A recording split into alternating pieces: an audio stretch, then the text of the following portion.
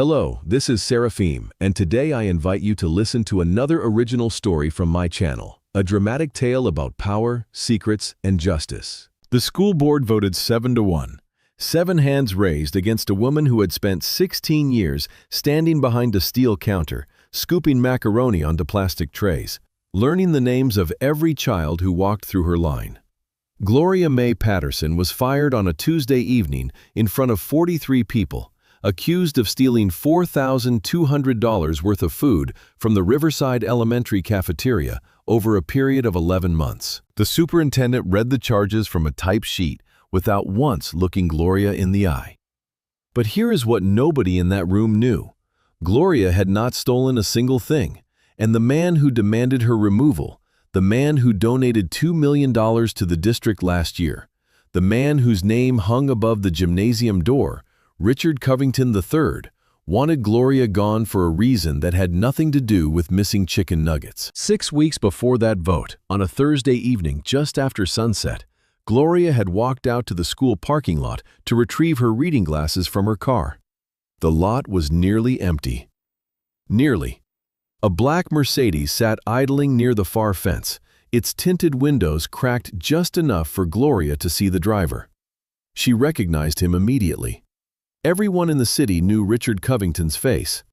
But what froze Gloria in her tracks, what turned her knees to water and her stomach to ice, was the passenger. A 12-year-old girl named Destiny Williams, one of Gloria's lunch kids, climbing into that car with a look on her face that no child should ever wear. A look that was equal parts fear and resignation. Gloria stood behind her own car, keys biting into her palm, watching the Mercedes pull away. And she made a decision in that moment that would cost her everything she had, and eventually bring down one of the most powerful men in the city. But to understand how a lunch lady in a hairnet brought a billionaire to his knees, you have to go back. Back to before the accusations, before the school board meeting, before the black Mercedes. Back to the beginning, when Gloria's biggest worry was making sure no child in her cafeteria went hungry. Gloria May Patterson woke every morning at 4:45. Not because she had to. Her shift at Riverside Elementary did not begin until 7. But Gloria liked the quiet. She liked the sound of her coffee maker gurgling in the dark kitchen, the way the first sip tasted when the house was still and the world outside her window had not yet remembered how to be cruel. She lived in a small 2-bedroom house on Maple Court, in the part of the city the news only mentioned when something bad happened. The paint on the porch was peeling. The screen door had a tear in the upper corner that let mosquitoes in every summer. But the floors were clean, the bills were paid, mostly, and the front garden had roses that Gloria talked to like old friends. Every morning she followed the same routine. Coffee first, black with 1 sugar. Then she would stand at the kitchen window and watch the sky change color. She would eat 2 pieces of toast with butter, wash her plate, dry it, put it away. She would shower, dress in her white uniform pants and her pale blue shirt with the school district logo on the chest. Then she would tie on her apron. That apron was special. It was not the thin, disposable kind the district provided. This one was heavy cotton, navy blue, with small white flowers along the hem. Gloria's mother, Evelyn, had sewn it for her the first week she started at Riverside. The edges were frayed now, and there was a faded stain near the pocket where Gloria had once spilled gravy. But she wore it every single day. It smelled like kitchen soap and cinnamon, and every time she tied it behind her back, she felt ready. Marcus, Gloria's son, was 28 and lived in the apartment above Mrs. Delgado's garage 6 blocks away. He drove a delivery truck for a company that shipped auto parts across the state. He was a good boy. Quiet, strong, with his father's broad shoulders and his mother's stubborn jaw. Gloria's husband, Earl, had died 9 years ago from a heart attack at the warehouse where he worked. Dropped right there between pallets of plywood, gone before the ambulance arrived. After that, Gloria had poured everything she had into 2 things: raising Marcus right and taking care of the children at Riverside. Those kids became her mission. Especially the ones who came to school with empty stomachs and empty eyes. There were more of them every year. Gloria noticed it the way a gardener notices drought, slowly at first, then all at once. Kids who lingered at the end of the line, hoping for seconds that the budget did not allow. Kids who pocketed dinner rolls in their jacket sleeves when they thought nobody was looking. Kids who ate their lunch so fast it was clear they had not eaten since yesterday's lunch. Riverside Elementary sat in the Glenwood neighborhood, where the median household income was $26,000, and the grocery store had closed 3 years ago, replaced by a check-cashing place and a liquor store. Most of the families were working families. They were not lazy. They were not careless. They were drowning, and the water kept rising. Gloria started small, an extra scoop of green beans here, a second carton of milk there. She would set aside the trays that came back barely touched. Sometimes a child got called to the nurse. Sometimes a kid just was not hungry, and she would wrap the food carefully and slip it into the backpacks of kids she knew were struggling. She did this quietly, without ceremony, the way her mother had taught her. "You don't announce your kindness, Gloria May," Evelyn used to say. "You just do it and keep moving. The Lord sees, that's enough." But the portions were never enough. The district allocated exactly 1 serving per child, and the servings were small. So Gloria began buying food with her own money. It started with a bag of apples from the discount bin at the Save More, then a case of granola bars from the dollar store, then sandwich bread, peanut butter, juice boxes. She kept a running total in a small notebook she carried in her apron pocket. By November of the first year, she had spent $312. By the end of the school year, the number was over $1,400. On a salary of $23,000 a year, that was not nothing. Marcus found out one evening when he stopped by to fix her kitchen faucet and saw the notebook on the counter. He picked it up, flipped through it, and looked at his mother with an expression that was halfway between pride and worry. "Mama, you can't keep doing this," he said, setting the notebook down gently, as if it were something fragile. "You barely making it as it is. The car needs brakes. Your hot water heater sounds like it's dying." Gloria dried her hands on a dish towel and shrugged the way she always shrugged when someone told her what she already knew. "Those kids don't have anybody else looking out for them, Marcus. Jalen Robinson comes to school in the same shirt 3 days in a row. Destiny Williams is so skinny I can see her collarbones through her shirt. Little Andre Foster fell asleep in the lunch line last week because he was up all night listening to his parents fight about the electric bill." She folded the towel and set it on the counter. "I can eat rice and beans. Those children can't live on nothing." Marcus stared at her for a long moment, then shook his head slowly. "You're stubborn as a mule, Mama." Gloria smiled. "I learned it from your grandmother. Now hand me that wrench." They fixed the faucet together in comfortable silence, the way they always worked.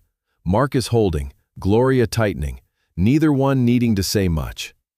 But Marcus slipped 3 $20 bills under the sugar bowl before he left that night. Gloria found them the next morning and pressed them flat with her palm. She did not cry. She just added them to the grocery fund and wrote Marcus in the notebook with a small star beside his name. The cafeteria at Riverside was not a cheerful place. The walls were painted a shade of yellow that had probably been bright in 1987, but had since faded to the color of old teeth. The fluorescent lights buzzed and flickered. Half the tables had wobbly legs that the custodian, Mr. Benson, had tried to fix with folded cardboard. The serving line was a row of steel compartments that Gloria kept spotless, scrubbing them every afternoon until they gleamed, because she believed that food served in a clean place tasted better, even if the food itself was nothing special. The menu rotated on a 2-week cycle: chicken nuggets, spaghetti, hamburger patties, fish sticks, tacos, and on Fridays, pizza that arrived frozen in flat cardboard boxes and emerged from the industrial oven tasting like salted rubber. Gloria worked the line with 2 other women. Carol Jenkins had been there almost as long as Gloria and had the kind of laugh that could fill a gymnasium. She was short, round, and had opinions about everything, which she shared freely whether anyone asked or not. The third was a younger woman named Tasha Monroe, who had started 6 months ago and was still learning the rhythm of the kitchen. They made a good team. Carol handled the hot trays, Tasha ran the drink station, and Gloria worked the main line, greeting every child by name as they shuffled past with their trays. "Good morning, Jalen. You want some extra corn today?" "Good morning, Destiny baby. You look pretty today. Eat up now." "Good morning, Andre. I saved you a role." The children loved her. That was not an exaggeration or a sentimental stretch. They loved her the way children love the adults who see them, truly see them, in a world that mostly looks right through them. Some of the younger ones hugged her legs when they came through the line. Some of the older ones, the ones who were too cool for hugs, would nod at her with a tiny smile that said the same thing. Gloria knew every name, every allergy, every preference. She knew that Jalen would not eat tomatoes. She knew that Destiny liked her milk chocolate, but would drink plain if that was all there was.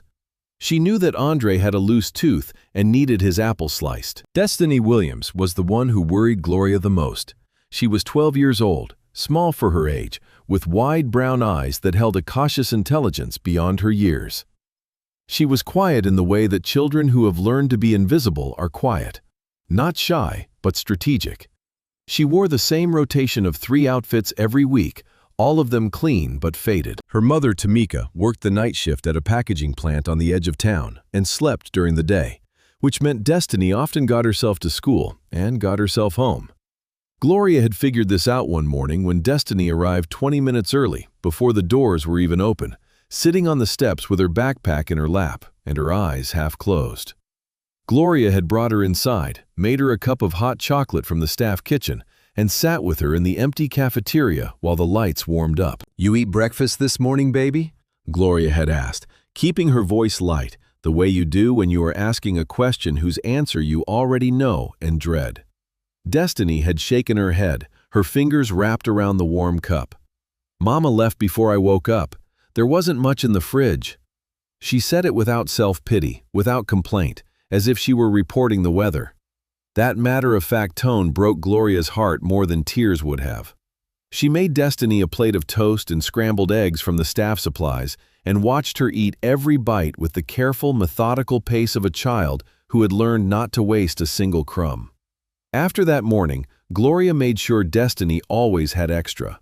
Always, no matter what. Fall turned to winter and the needs grew. More kids, more empty lunch accounts, more parents who could not pay the $3 daily lunch fee and were too proud or too exhausted to fill out the free lunch paperwork. Gloria expanded her operation. She bought in bulk from the wholesale store on Saturdays, filling her trunk with cases of canned soup, crackers, fruit cups, and trail mix. She stored the extras in a plastic bin she kept in the back of the kitchen, behind the industrial-sized cans of tomato sauce where nobody looked. She was careful. She did not want to embarrass the children or their families. She did not want to draw attention. But Carol noticed. Of course Carol noticed. Carol noticed everything. One afternoon in late January, after the last lunch period had ended and Tasha had gone home early with a headache, Carol leaned against the counter and crossed her arms.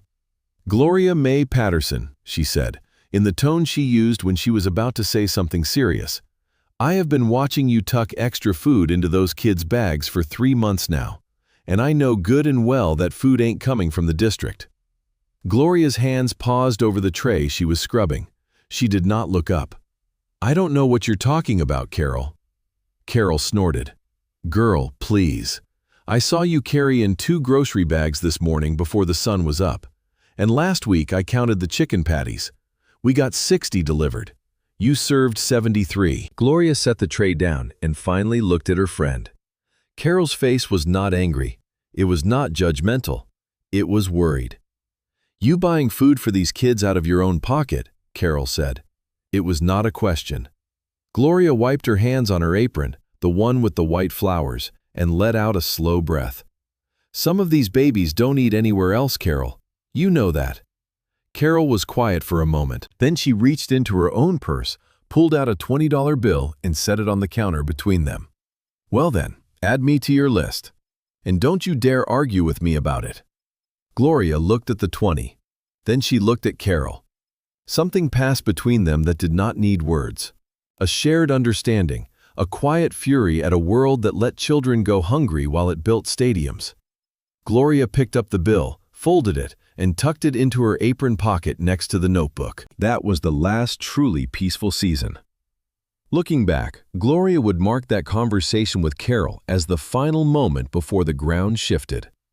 Because it was around that time, late January, early February, that Richard Covington III began showing up at Riverside Elementary. And nothing was ever the same after that. Richard Covington was the kind of man whose name appeared on buildings. Not just the gymnasium at Riverside. His name was on a wing of the city hospital, on the Performing Arts Center downtown, on a scholarship fund at the State University. He had made his fortune in real estate and commercial development, buying up blocks of property in neighborhoods like Glenwood when prices were low, and either flipping them or holding them until the land became valuable. He was 61 years old, tall, silver-haired, with a tan that came from a lamp and a smile that came from practice. He wore suits that cost more than Gloria's monthly rent and drove a black Mercedes that whispered through the streets like a panther. He sat on the boards of 7 organizations, including the school district, and he had a reputation for generosity that made people speak his name with reverence. Gloria had seen him once before, at a district appreciation luncheon the previous spring. He had given a speech about investing in the future of our children while standing behind a podium decorated with balloons. He had shaken hands, posed for photos, and left in his black car before the punch was gone. Gloria had not thought much about him. Rich men gave speeches. That was what they did. But when Covington started visiting Riverside directly, arriving unannounced in the middle of the school day with his driver idling out front, Gloria began to pay attention. Not because she suspected anything, not yet, but because her instincts, the ones she had honed over 16 years of watching children, told her that something in the air had changed. The first visit was in early February. Covington arrived during the afternoon, toured the building with Principal Diane Ogletree, and stopped briefly in the cafeteria to shake hands with the staff. He was charming. He complimented the cleanliness of the kitchen, asked Carol about the menu, and told Gloria her hairnet was fetching, which made Carol stifle a laugh behind her hand. He donated $500 on the spot for new trays and left. Nothing strange, nothing alarming. The second visit, 2 weeks later, was similar. Another tour, another handshake, another check. But this time, Gloria noticed that he spent an extra few minutes near the 5th grade hallway, talking to one of the teachers. And she noticed that when the final bell rang and the children streamed out, his eyes followed them. The third visit was different. It was a Thursday in early March, and Covington arrived later than usual, around 3 o'clock, just as the after-school program was starting. Gloria was in the kitchen finishing cleanup when she heard his voice in the hallway, that smooth, practiced baritone that sounded like it was always auditioning for something. She peeked through the service window and saw him talking to Mrs. Ogletree near the front office. But his gaze kept drifting toward the gymnasium, where 20 or so kids were gathered for the after-school tutoring and recreation program. Gloria dried her hands and went back to scrubbing. She told herself she was imagining things. Rich men visited schools. It was called philanthropy. It was called community involvement. It was called being a good citizen. She told herself all of this, and she believed it. Mostly. But that small knot in her stomach, the one that had appeared like a pebble in a shoe, did not go away. It sat there, quiet and patient, waiting for her to acknowledge it. She did not. Not yet. She finished her work, hung up her apron in the staff closet, and drove home in her 12-year-old Honda Civic with the check engine light that had been on since October. She made dinner, called Marcus, watched the evening news, and went to bed. The knot went with her. It sat beside her on the pillow like a second heartbeat, and she lay awake for a long time, staring at the ceiling, trying to name the feeling that had settled over her like a fog. She could not name it. Not yet. But her body knew before her mind did. Her body always knew. The after-school program at Riverside was run by a young man named Deshaun Harris, a recent college graduate with an education degree and the kind of relentless optimism that had not yet been beaten out of him by the system. He was good with the kids. He organized homework help, ran basketball games in the gym, and sometimes brought his guitar and taught them songs. The program served about 30 students, mostly kids whose parents worked late and had nowhere else to go. Destiny Williams was one of them. She attended every day, sitting in the corner of the gym with a library book while the other kids ran and shouted around her. She was always the last to be picked up, usually by a neighbor or sometimes by Tamika, who would arrive still in her work uniform, smelling of cardboard and adhesive tape, her eyes heavy with exhaustion. Gloria sometimes stayed late to help with snacks for the after-school kids. It was not part of her job. She was not paid for it, but she did it because the alternative was going home to an empty house, and because the kids' faces lit up when she brought out the animal crackers and apple slices she had prepared. It was during one of these late afternoons, about 2 weeks after Covington's third visit, that Gloria overheard something that planted the first real seed of unease. She was in the kitchen, arranging snack trays, when Deshawn came in looking for paper towels. He was frowning, which was unusual for a man whose default expression was a grin. "Everything all right, Deshawn?" Gloria asked, handing him the roll. He hesitated. His fingers drummed against the paper towel roll, a nervous habit she had noticed before. "You ever get a feeling about somebody, Miss Gloria? Like, not anything you can point to, but just a feeling?" Gloria set down the knife she had been using to cut apples. "What kind of feeling?" she asked carefully. Deshawn glanced back toward the gym, then lowered his voice. "Mr. Covington came by again yesterday, after you left. He was talking to some of the kids, being real friendly, handing out candy bars." He paused. "He asked Destiny Williams about her family, where she lives, whether her mom is usually home." The knot in Gloria's stomach tightened. Not dramatically, not with a flash of alarm, but with a slow, steady constriction, like a fist closing. "What did Destiny say?" she asked, keeping her voice level. Deshawn shrugged. "She didn't say much. You know how she is, quiet, but she took the candy bar." He paused again, and Gloria could see him wrestling with something, trying to decide if he was overreacting. "It's probably nothing," he said finally. "He's a donor. He's on the board. He's allowed to talk to the kids. He trailed off. Gloria handed him another paper towel roll he had not asked for. "You just trust your gut, Deshawn," she said quietly. "That's what it's there for." She thought about that conversation all evening. She thought about it while she heated up leftover soup for dinner, while she folded laundry, while she sat in her armchair with the television on, but her eyes unfocused. Rich men visited schools. They handed out candy. They asked friendly questions. It happened all the time. It was innocent. It was normal. But the knot would not loosen. And Gloria had lived long enough to know that when something sat in your body like a stone, when a feeling would not leave no matter how many reasonable explanations you stacked on top of it, you should not ignore it. You should watch. You should pay attention. You should keep your eyes open and your mouth shut and see what the world was trying to show you. So she did. Over the next several weeks, Gloria adjusted her routine. She started staying later at school, always finding a reason. Extra cleaning, inventory, helping Deshawn with snacks. She kept her movements casual, her presence unremarkable. Nobody thought twice about the lunch lady staying late. Nobody ever thought twice about the lunch lady. That was both her invisibility and her power. She watched Covington's visits with a new sharpness. He came every week now, sometimes twice. He always had a reason, a meeting with the principal, a tour with a potential co-donor, a check presentation for some new initiative. But Gloria noticed the pattern. He always made time to walk through the after-school program. He always stopped near the kids. And he always found his way to Destiny. It was subtle. He was careful. He never did anything that, taken alone, would raise an alarm. A kind word here, a small gift there, a question about her homework. Once, Gloria saw him showing Destiny something on his phone, a video maybe, or a photo, and the girl had laughed, a rare and genuine laugh that Gloria had never seen her give to any adult except Gloria herself. That laugh chilled Gloria to the bone, not because there was anything wrong with a child laughing, but because the laugh meant Destiny trusted him. And trust, in the wrong hands, was the most dangerous thing a child could give. Then came the Thursday evening in March that changed everything. Gloria had left the building at her usual time, around 4:30, and walked to her car in the parking lot. The air was cool and smelled like coming rain. She had almost reached her Civic when she realized she had left her reading glasses on the counter in the kitchen. She needed them to drive.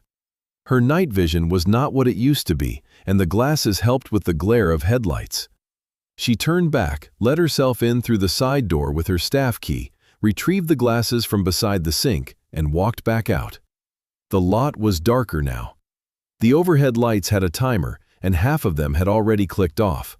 But there was enough light to see the far corner of the lot, near the chain-link fence that separated the school property from the empty lot next door. A black Mercedes sat there, engine running, headlights off.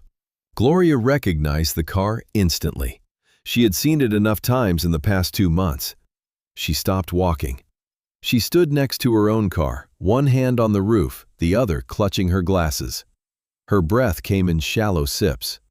The Mercedes was parked at an angle, its passenger side facing the school's back entrance, the door that led directly to the hallway near the gymnasium, where the after-school program met. As Gloria watched, that back door opened, and a small figure stepped out into the dim light. Thin, wearing a familiar purple backpack. Destiny. The girl walked quickly to the Mercedes, opened the passenger door, and climbed inside. The interior light flashed on for just a second, long enough for Gloria to see the driver. Silver hair, tan face, Richard Covington. Then the door closed, the light went out, and the car glided forward, slow and silent, toward the exit. Gloria stood frozen. Her keys had pressed into her palms so hard that when she finally looked down, there were 4 crescent-shaped marks in her skin, white with pressure, filling with pink. She did not feel the pain. She did not feel anything except a vast, cold certainty that had settled over her like snow. She knew what she had seen. She did not want to know. But she knew. Her hands were shaking so badly that it took her 3 tries to get the car key into the ignition. Once inside, she sat with the engine running and the heater blowing stale air into her face, and she tried to think. She tried to arrange what she had seen into an order that made sense, that could be explained by something innocent. Maybe Destiny needed a ride home. Maybe her mother had arranged it. Maybe Covington was just being helpful. But even as Gloria assembled these explanations, they crumbled in her hands like wet paper. Because she had seen Destiny's face in that flash of interior light, and the look on it was not the look of a child getting a ride home from a kind neighbor. It was the look Gloria had seen once before, decades ago, on the face of a girl she had grown up with in rural Georgia. A girl named Ruby who had been taken out of school at 14 and never came back. A look that said, "This is just what happens to me." Gloria drove home in a daze. She parked in her driveway and sat in the car for 20 minutes, engine off, staring at the dark windows of her own house. The roses in the garden were just shadows. The porch light was not on because she had forgotten to turn it on that morning, back when the world was still normal. Back when she was just a lunch lady worried about chicken patties and grocery budgets. She pressed her forehead against the steering wheel and whispered, "Lord, what do I do?" The Lord did not answer. But Gloria's hands had stopped shaking, and in the silence of the car, with the tick of the cooling engine the only sound, she felt something shift inside her. The knot in her stomach did not dissolve. It hardened. It became something else entirely. Not fear, not confusion, resolve. She went inside, made herself a cup of tea she did not drink, and sat at her kitchen table with a blank piece of paper and a pen. She wrote down everything. The dates of Covington's visits, the things she had observed, the conversation with Deshawn, the black Mercedes, Destiny's face. She wrote in her careful, even handwriting, the same hand that kept track of grocery totals in her notebook, and when she was done, she folded the paper, slid it into an envelope, and placed it inside her Bible on the bookshelf. Then she sat back down and tried to figure out what to do next. She was a 54-year-old lunch lady with a high school diploma and a 12-year-old car. Richard Covington was a billionaire whose name was on half the buildings in the city. She had no evidence. She had no proof. She had a feeling, an observation, and a face she could not forget. The next morning, Gloria went to work as usual. She tied on her apron, started the ovens, and began prepping for the first lunch period. But she watched Destiny more carefully now. She watched the way the girl moved, the way she held her body, the way she reacted when adults spoke to her. Gloria had read once that children who were being hurt often showed it not in what they said, but in what they did. flinching at sudden movements, avoiding eye contact, becoming unusually quiet or unusually loud. Destiny was quiet, but she had always been quiet. The difference was in her eyes. There was something behind them now that had not been there in September, a shadow, a distance, as if part of her had retreated to somewhere deep inside where no one could reach her. Gloria tried to talk to Destiny that week. She did it carefully, the way you approach a bird with a broken wing. Slowly, gently, without sudden movements. She caught Destiny alone one afternoon in the cafeteria after the other kids had gone.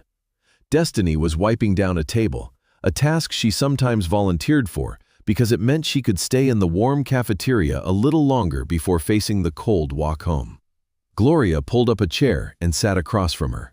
She did not sit behind the counter. She did not stand over her. She sat at the girl's level and looked her in the face. "Destiny, baby," Gloria said softly, folding her hands on the table.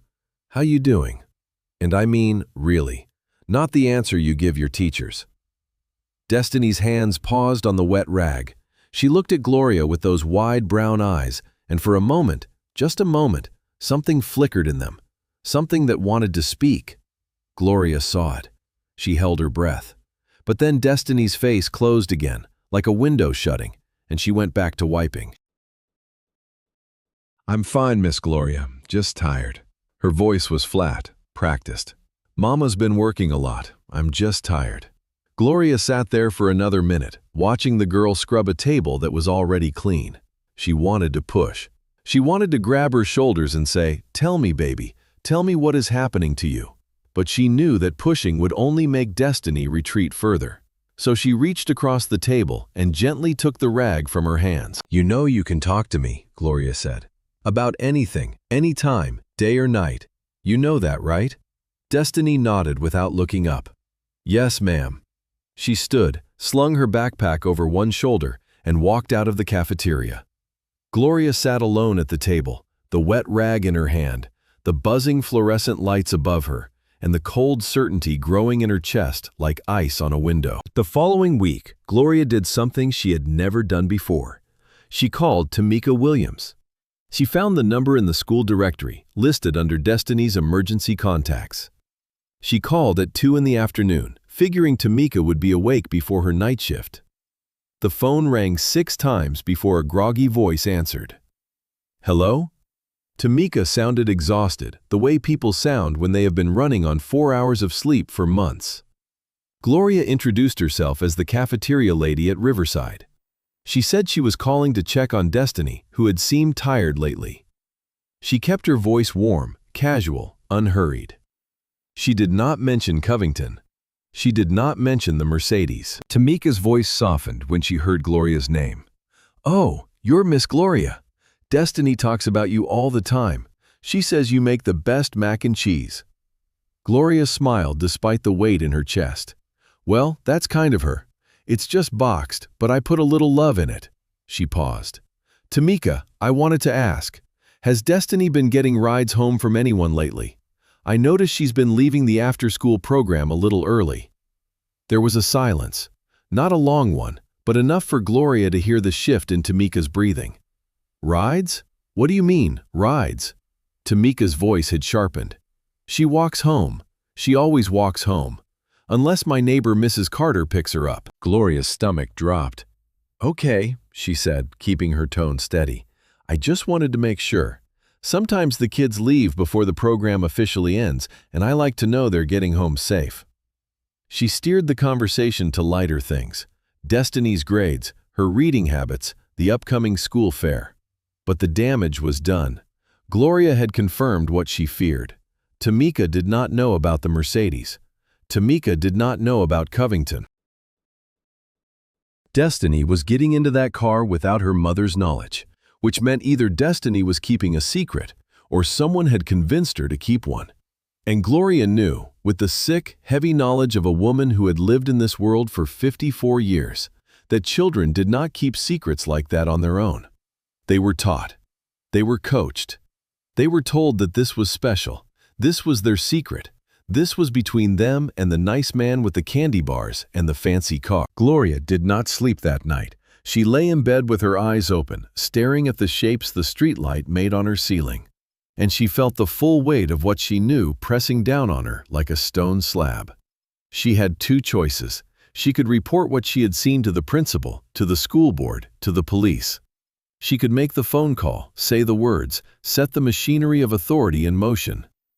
Or she could stay silent. She could tell herself she was wrong, that she had misread the situation, that a man like Richard Covington would never, could never, that she was just a lunch lady with an overactive imagination. Option 2 was easier. Option 2 let her keep her job, her routine, her quiet life. Option 2 was the one that most people in her position would choose, not because they were bad people, but because they were tired people, overwhelmed people, people who had learned through long experience that the system did not listen to women like them. But Gloria was not most people. And every time she closed her eyes, she saw Destiny's face in that flash of car light, and she knew she could not live with the silence. She could not tie on her apron every morning and look that girl in the eye and know that she had done nothing. Her mother's voice came to her in the dark, clear as a bell. When you see wrong, Gloria May, and you walk past it, you become part of it. That's the rule. It's always been the rule. So Gloria made her decision. She would not stay silent, but she also would not rush. She was a careful woman. She knew that accusing a man like Covington without evidence would be like throwing a pebble at a mountain. The pebble would bounce off and the mountain would not even notice. She needed more than what she had seen. She needed proof. Over the next 3 weeks, Gloria became a quiet, methodical observer. She noted every time Covington visited the school, writing the date and time in her notebook next to the grocery totals. She noted which children he spoke to, how long he stayed, and whether he went near the after-school program. She asked Deshawn to keep an eye out without telling him why, framing it as general concern for student safety. She stayed late as often as she could, finding excuses to be in the building past 4 o'clock. And twice more, she saw the black Mercedes in the parking lot at dusk. The first time, she was too far away to see who got in. The second time, she was closer. It was Destiny again. Gloria also began paying closer attention to Destiny herself.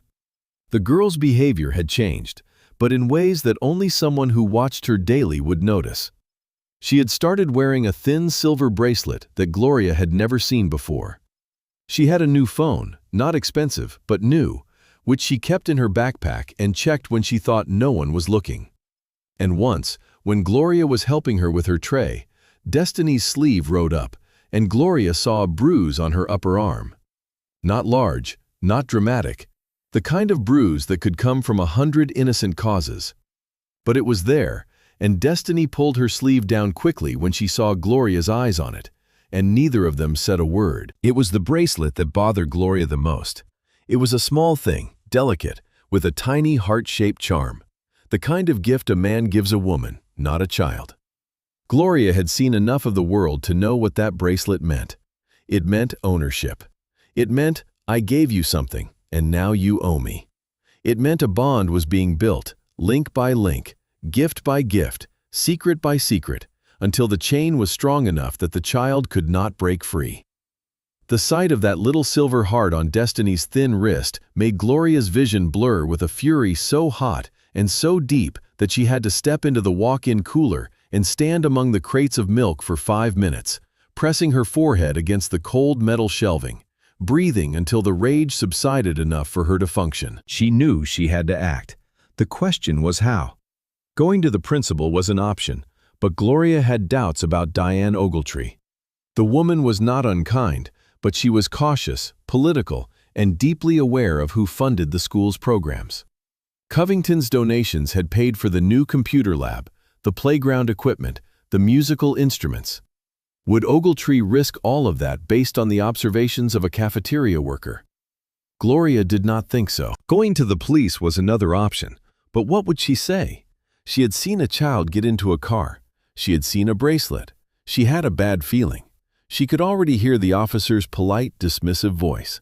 Thank you for your concern, ma'am. We'll look into it. And then, nothing.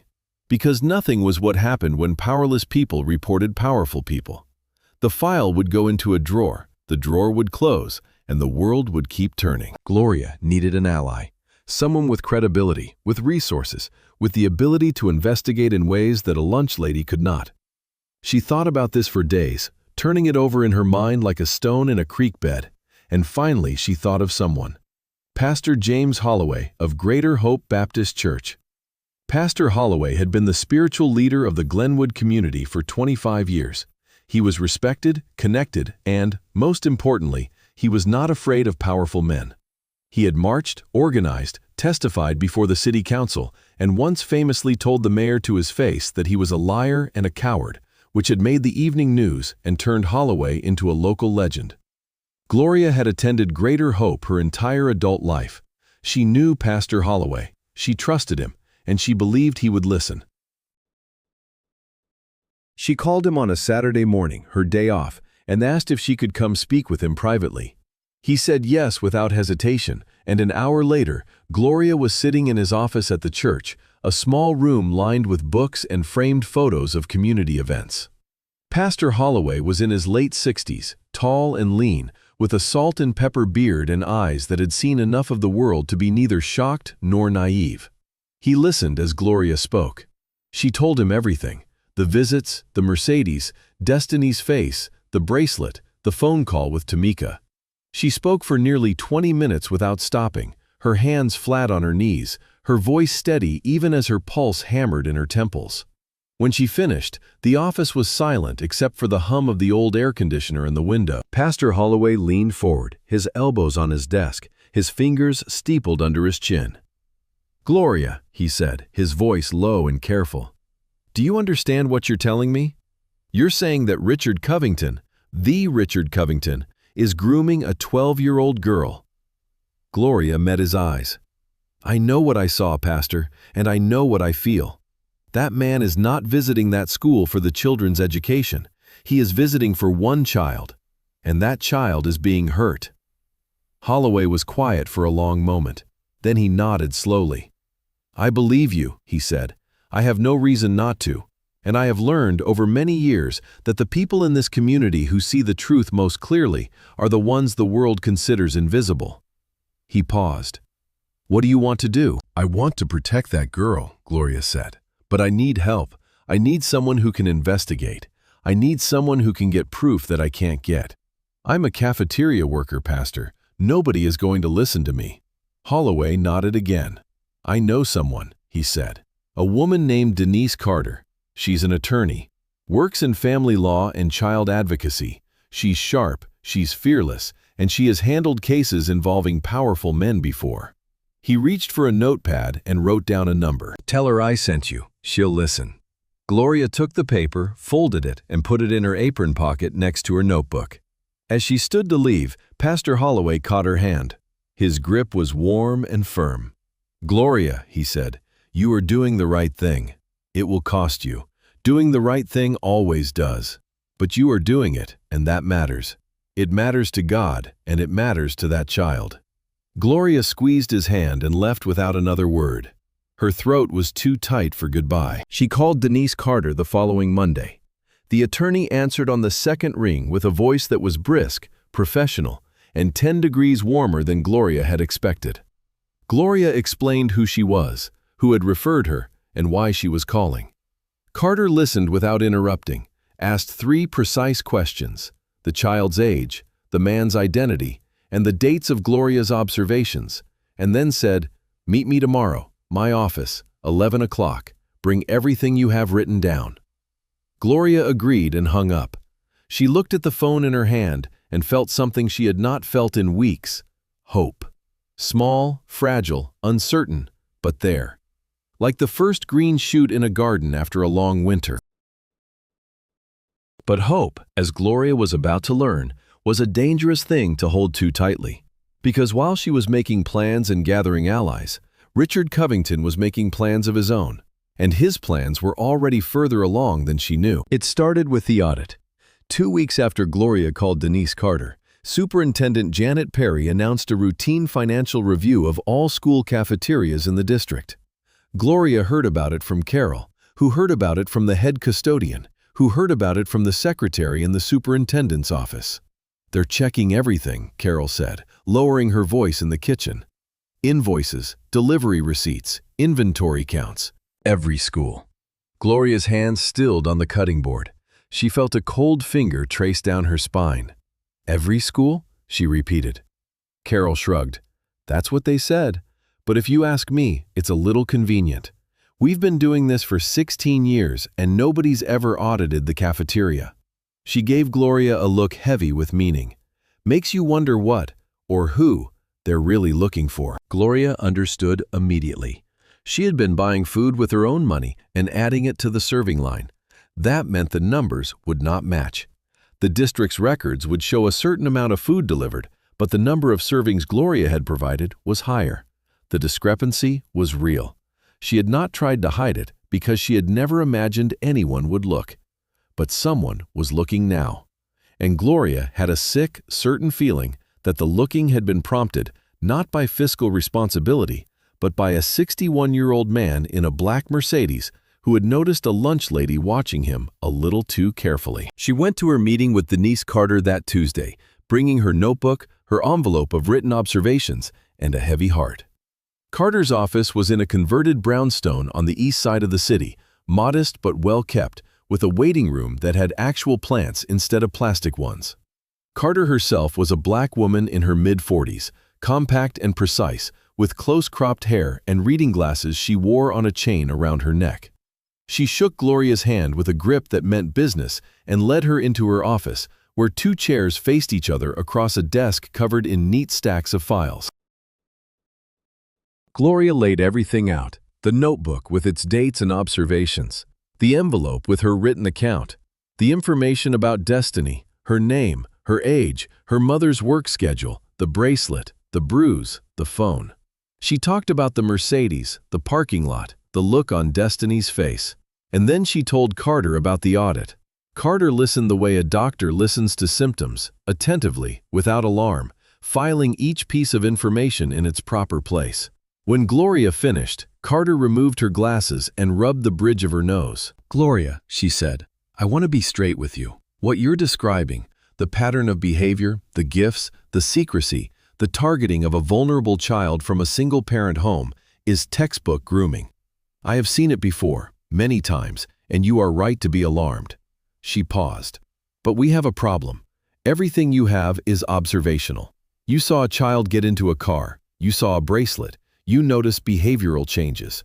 Any defense attorney would call that circumstantial, and they would be right." Gloria's stomach sank. "So there's nothing we can do?" Carter held up a hand. "I did not say that. I said we have a problem. Problems have solutions.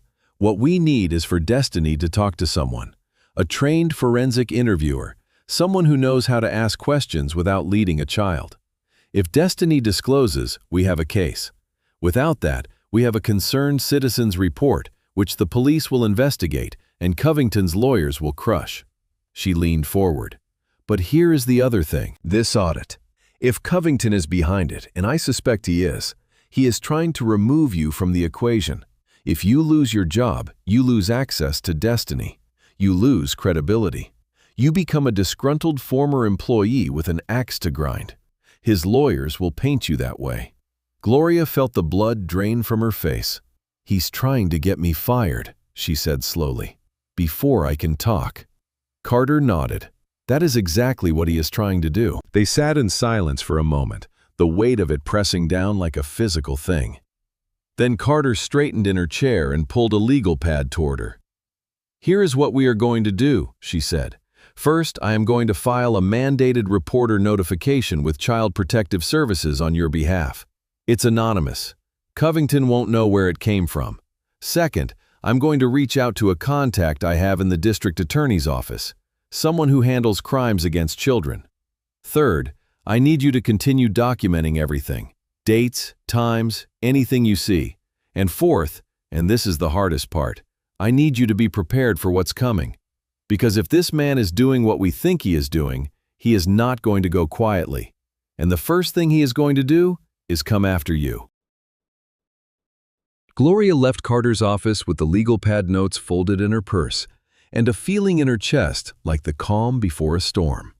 She drove to work the next morning, tied on her apron, and served lunch to 147 children with steady hands and a smile that cost her everything. She watched destiny come through the line, watched her take her tray with a quiet, "Thank you, Miss Gloria," watched her sit alone at the far table with her library book. The silver bracelet caught the fluorescent light and flashed like a tiny knife. Gloria looked away.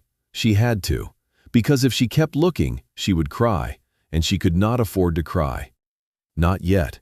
Not until this was over. The audit team arrived the following Monday. 3 people from the district finance office carrying clipboards and laptops, wearing expressions of professional neutrality. They spent 3 days in the Riverside cafeteria, counting everything, comparing invoices to inventory, checking delivery receipts against serving records. Gloria cooperated fully. She answered every question honestly, showed them the kitchen, the storage room, the freezers. She did not mention the extra food she had purchased herself. She did not volunteer anything. She waited, and she watched, and she felt the noose tightening. The results came back in 10 days. The audit found a discrepancy of $4,218 between the food delivered to Riverside Elementary and the food served. The district's conclusion, reached with remarkable speed and communicated to Gloria in a formal letter delivered by the principal's secretary on a Tuesday afternoon, was that Gloria May Patterson had been systematically stealing food from the school cafeteria. The letter used words like misappropriation and breach of fiduciary duty and grounds for immediate termination. Gloria read it standing in the kitchen, her back to the wall, her apron still on. The paper trembled in her hands, but her face was stone. Carol, who had been pretending to wipe down the counter while actually watching Gloria read the letter, finally spoke. "What does it say?" she asked, her voice tight. Gloria folded the letter and put it in her pocket. "It says I'm a thief," she said quietly. "It says I stole $4,000 worth of food." Carol's face went red. "That's a lie. You didn't steal anything. You bought that food with your own money, for those kids, because this district is too cheap and too blind to feed them properly." Her voice had risen to a near shout, and Tasha, who was across the kitchen, turned to stare. Gloria put her hand on Carol's arm. "I know," she said, "but they don't know that. And the man who wants me gone doesn't care." The school board meeting was scheduled for the following Tuesday. Gloria was given formal notice that she was required to attend, that the board would vote on her termination, and that she had the right to make a statement in her own defense. The meeting was open to the public, as all board meetings were, and would take place in the multi-purpose room at the district administration building. A large, cold room with stackable chairs and a long table at the front, where the board members sat behind name placards. Gloria had been to one board meeting before, years ago, to support a motion for increased lunch funding that had been defeated 8-0. She remembered the room, the chairs, the long table. She remembered feeling small in that room. She was about to feel even smaller. The week before the meeting, the news spread through Glenwood like water through sand. The lunch lady at Riverside was being fired for stealing food. The story was whispered in church, in the grocery store, at the barber shop, at the bus stop. Reactions were split. Some people were outraged on Gloria's behalf. They knew her. They knew what she did for those kids. "That woman gave more to this community than the whole school board put together," said Mrs. Robinson, Jalen's grandmother, to anyone who would listen. Others were not so sure. $4,000 was a lot of money. Maybe Gloria had been taking more than she was giving. Maybe things were not as they seemed. Doubt, once planted, grew fast. Gloria felt it in the way some of the parents looked at her when she walked to her car after work. Not hostile, but uncertain, as if she had become a question mark instead of a person. Marcus came over the night before the meeting. He sat at the kitchen table with a bottle of water he was not drinking and a jaw clenched so tight Gloria could see the muscle working. "This isn't right, Mama," he said, his voice low and controlled, the way men speak when they are trying to keep their anger from boiling over. "You spent your own money feeding other people's kids, and now they're calling you a criminal. For what? For being kind? For giving a damn when nobody else did?" Gloria poured him a cup of coffee he had not asked for and set it in front of him. The food isn't why they're firing me, Marcus. He looked up sharply. What do you mean? Gloria sat down across from him and folded her hands. She had not told Marcus about Covington. She had not told him about Destiny, about the Mercedes, about what she suspected. She had kept it all inside, locked behind the same steady expression she wore while serving lunch. But now, the night before the meeting, with her job and her reputation about to be destroyed in front of a room full of people, she told her son everything. She told him about the visits, the bracelet, the parking lot, the phone call with Tamika, the meeting with Pastor Holloway, the meeting with Denise Carter. She spoke for 15 minutes without stopping, and Marcus sat across from her, motionless, the coffee growing cold between his hands. When she finished, the silence in the kitchen was complete. Marcus stared at the table. His hands, broad and strong like his father's, were flat on the wood, and Gloria could see them trembling. "He's hurting a child," Marcus said. It was not a question. "And he's firing you to shut you up." Gloria nodded. Marcus's jaw tightened another degree, and Gloria saw something in his eyes that frightened her. A dark, hot fury that she recognized because Earl had carried the same fury. The righteous rage of a man who understood that the world was rigged and sometimes wanted to burn it down. "Marcus," she said firmly, reaching across the table to put her hand over his. "Look at me." He raised his eyes. "Don't you do anything stupid. Don't you go looking for that man. Don't you put yourself in a jail cell where you can't help me or that girl. You hear me?" Marcus held her gaze for a long, trembling moment. Then he exhaled, and some of the tension left his shoulders. Not all of it, but enough. "What are you going to do?" he asked. Gloria looked at the wall behind him, where a framed photo of Earl hung next to a cross-stitch her mother had made that read "Faith over Fear." She was quiet for a moment, and when she spoke, her voice was the voice of a woman who had made her peace with the fire she was about to walk through.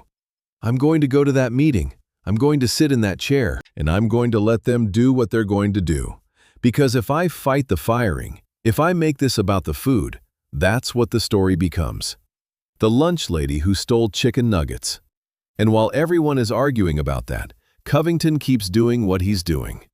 She paused. Denise Carter filed the report with CPS. The district attorney's office is looking into it. Things are moving, but they need time. And I need to not do anything that makes Covington think I'm a threat he needs to handle more seriously than a job termination. Marcus stared at her. "You're going to let them fire you?" Gloria smiled, and it was the saddest smile Marcus had ever seen. "I'm going to let them think they won. There's a difference." Marcus did not smile back. He pushed back his chair, walked around the table, and wrapped his arms around his mother. He held her the way he had not held her since he was a boy, tight and desperate, as if he could protect her from the world with his body. Gloria pressed her face into his shoulder and closed her eyes. She did not cry, not yet, but she breathed in the smell of her son, motor oil and soap and the fabric softener she had taught him to use, and she held on. Just for a minute, just long enough to remember what she was fighting for. The school board meeting started at 6 o'clock on a Tuesday evening. The multi-purpose room had stackable chairs for 80 people, and every single one was full. Parents from Glenwood, teachers from Riverside, community members who had heard the story, they had all come. Some had brought signs, hastily made from poster board and markers. "Gloria feeds our kids. Justice for Miss Gloria. Who's really stealing?" The signs leaned against chair legs and poked up from laps, bright splashes of color in the otherwise beige room. Gloria arrived at 5:45, wearing her best navy blue dress and her mother's pearl earring studs, the only jewelry she owned. Her apron was in her car. She had almost brought it but decided against it. She would not give them the satisfaction of seeing her in uniform at her own execution. She sat in the front row, alone. Marcus was 2 rows behind her, flanked by Carol Jenkins and Pastor Holloway, who had come in his clerical collar, which he wore only on occasions when he intended to be taken seriously by people who usually did not take him seriously. Denise Carter was in the back of the room, observing. Gloria had asked her not to intervene, not to speak, not to reveal herself. "Not yet," Gloria had said. "Let them show themselves first." Carter had agreed reluctantly, her face tight with the professional restraint of a woman who wanted to set the room on fire, but had learned that patience was a sharper weapon. The board sat behind the long table at the front of the room. 7 members, all appointed by the district or elected in low-turnout races that nobody in Glenwood had the energy or information to participate in.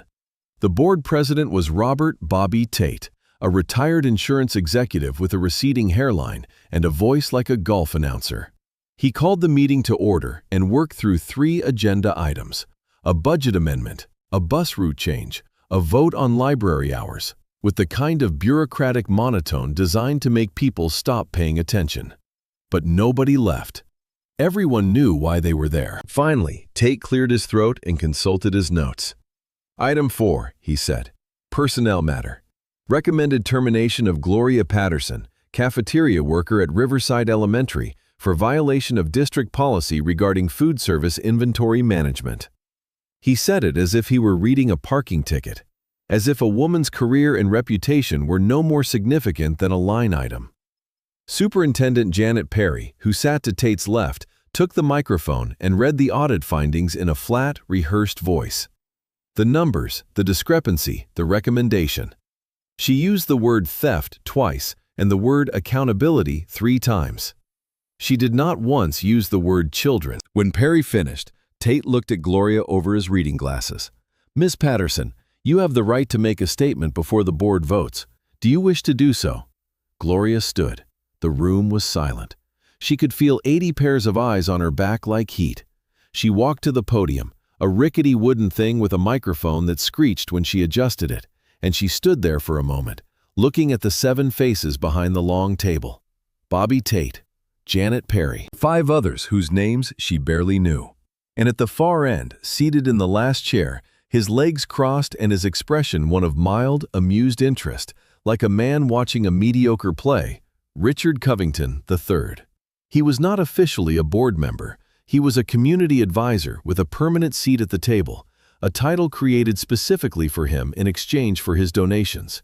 He had no vote, but everyone in the room knew that his voice carried more weight than all 7 votes combined.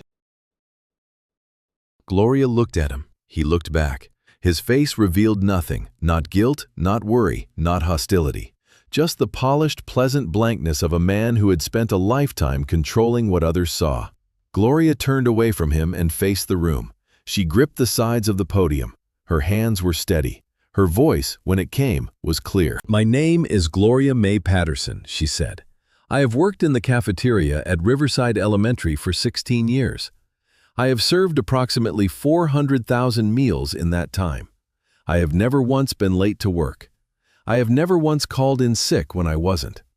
I have never once served a child food that was not clean, safe, and made with care. She paused. The room was so quiet she could hear the clock on the wall. The audit found a discrepancy. That is true. The food I served did not match the food that was delivered. That is also true. And the reason is simple. I bought food with my own money, out of my own pocket, out of a salary of $23,000 a year, and I added it to the servings. Because children in my cafeteria were going hungry. Because the portions this district provides are not enough. Because I looked into the faces of those kids every single day, and I would not, let them go without. A murmur went through the room like a wave. Gloria continued, her voice unwavering. I have receipts. I have a notebook where I tracked every dollar I spent. If this board wants to see them, I will provide them. I did not steal from this district. I gave to it. I gave more than this district ever gave to the children of Glenwood. She looked directly at the board. You can fire me. That is your right. But you cannot call me a thief. Because the only theft happening in this room is the theft of a woman's dignity by people who have never stood behind a lunch counter and watched a child too hungry to hold a pencil. The room erupted, not with anger, with applause. Loud, sudden, defiant applause that filled the beige multi-purpose room like a thunderstorm. Parents were on their feet. Carol Jenkins was crying and clapping at the same time. Marcus was standing with his arms crossed, his jaw still tight, but his eyes were shining. Pastor Holloway was not clapping. He was watching the board, his gaze moving from face to face, reading them the way a fisherman reads the water. Bobby Tate banged a gavel that nobody could hear. Janet Perry looked like she had swallowed something sour. And Richard Covington, at the end of the table, had stopped smiling. A woman in the second row stood and shouted over the noise. "My daughter eats because of that woman. You want to put her in jail for feeding children?" Tate banged the gavel harder. "Ma'am, please sit down." The woman did not sit. "You sit down, Bobby Tate. You sit down and listen for once in your life." Another voice rose from the middle of the room, a man's voice, deep and steady. "I'm Andre Foster's father. My boy was falling asleep in class because he hadn't eaten. Gloria Patterson fed him, out of her own pocket. You call that theft? I call it the only thing this district has done right in 20 years. Tate's face was crimson now. He pointed the gavel at the crowd like a weapon. "If there are further outbursts, I will clear this room." Pastor Holloway rose slowly from his seat, his clerical collar bright white against his dark suit. He did not shout. He did not need to. His voice carried the weight of a man who had been speaking truth in rooms that did not want to hear it for a quarter of a century. "Mr. Chairman," he said, and the room quieted as if a switch had been flipped. "I would remind this board that the people in this room are not an audience. They are the community you serve. Their voices are not outbursts. They are testimony." He paused. "Proceed with your vote, but know that this community is watching, and this community has a long memory." Tate managed to restore order after 2 full minutes of gaveling. His face was red, and his voice had lost its golf announcer smoothness. "Thank you, Ms. Patterson. The board will now vote." The vote was 7-1. 6 of the 7 board members voted to terminate Gloria's employment, effective immediately. The one dissenter was a young woman named Dr. Patrice Brown, who taught at the community college and had been elected to the board 6 months ago on a platform of accountability. She voted no, and when she did, she looked Gloria in the eye and gave a small, firm nod that said everything words could not. Covington, as a non-voting advisor, did not raise his hand. He did not need to. His work was already done. Tate read the verdict.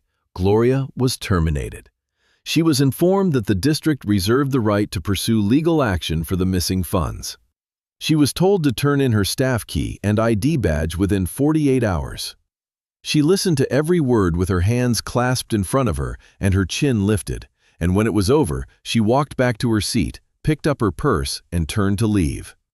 The room was thick with emotion, rage, sorrow, disbelief. Parents called out to her as she walked toward the door. "We love you, Miss Gloria," a woman shouted from the back. "This ain't over," a man's voice boomed from the side. Gloria paused at the door. She did not turn around. She stood there for a moment, framed in the doorway, and then she walked out into the night. The door closed behind her. The sound it made was soft, ordinary, final. But the story was not over. It was not even close to over. The board had just fired the one person who knew what Richard Covington was doing. And they thought that would be the end of it. They were wrong. The days after the firing were the loneliest of Gloria's life. She woke at 4:45 out of habit, reached for her apron out of habit, and then remembered. The apron hung on the back of the kitchen chair where she had placed it the night of the meeting, and every morning it greeted her like a ghost of the woman she used to be. She still made her coffee, black with 1 sugar. She still stood at the kitchen window. But instead of watching the sky and preparing for her day, she stood there with her hands around the warm mug and felt the emptiness of having nowhere to go. 16 years of purpose, erased in a 7-1 vote. Her routine, her kids, her kitchen, gone. Carol came by on the 3rd day. She arrived unannounced at noon, carrying a casserole dish covered in aluminum foil and a face full of barely contained fury.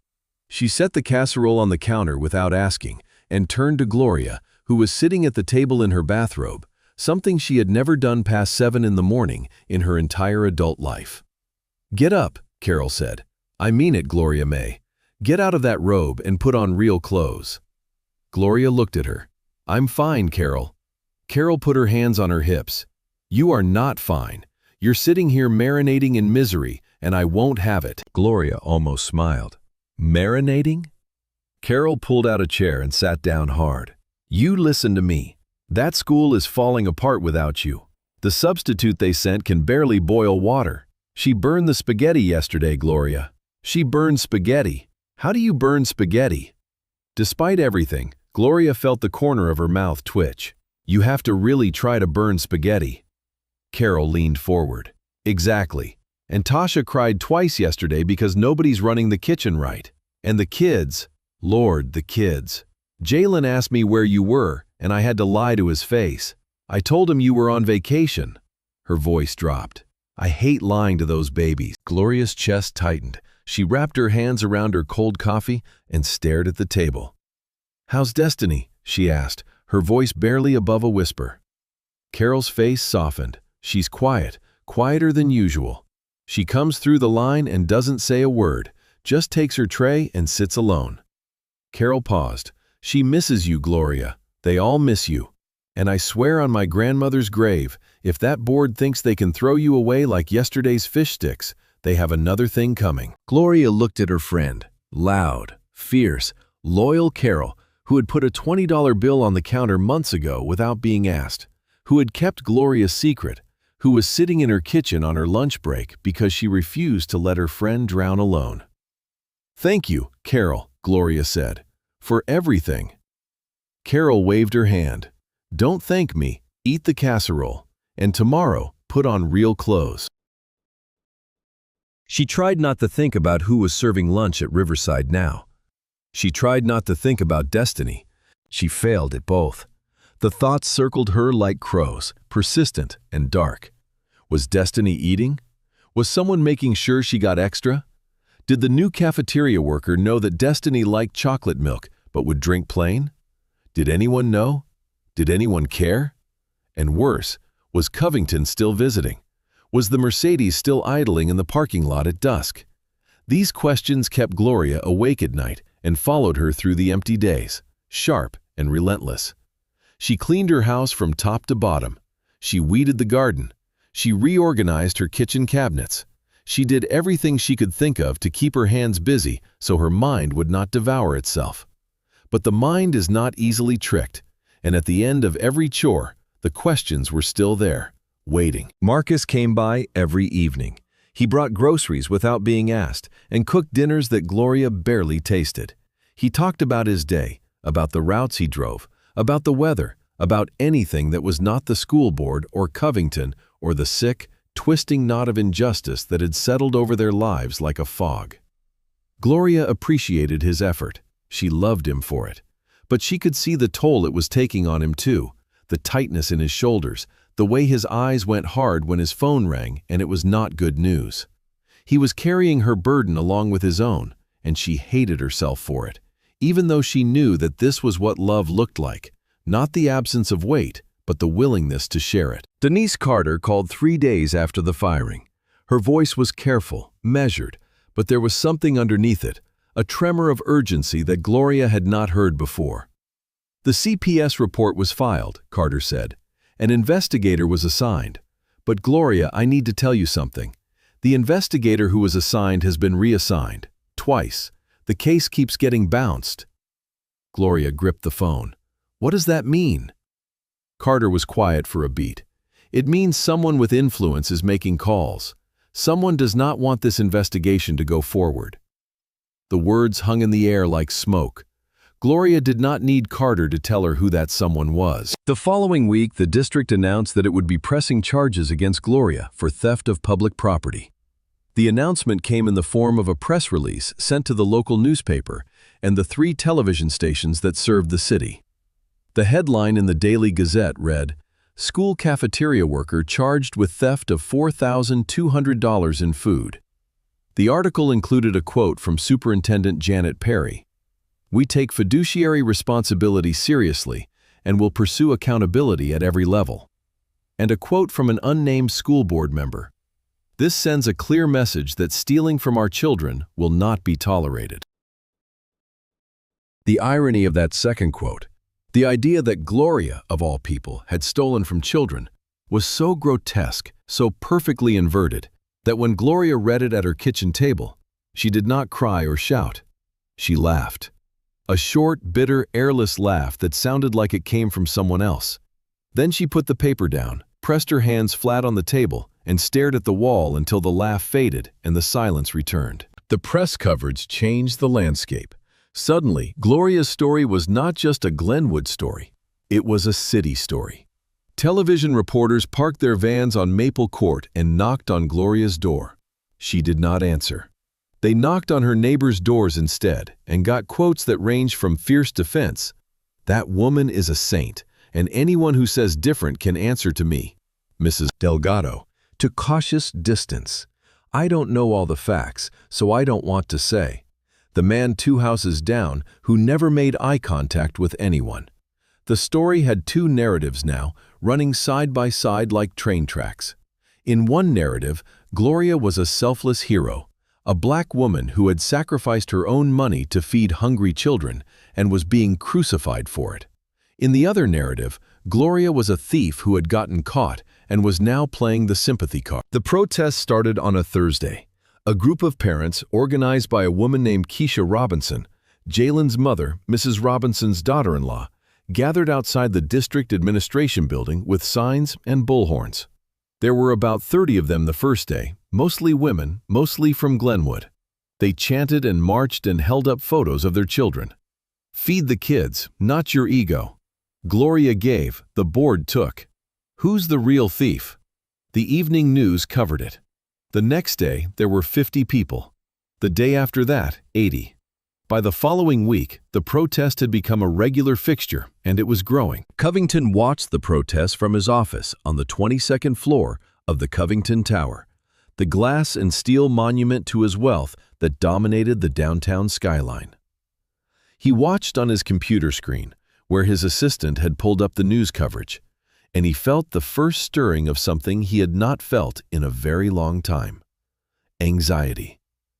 Not about the protests themselves. Protests were temporary. They burned bright and burned out. What worried him was the momentum.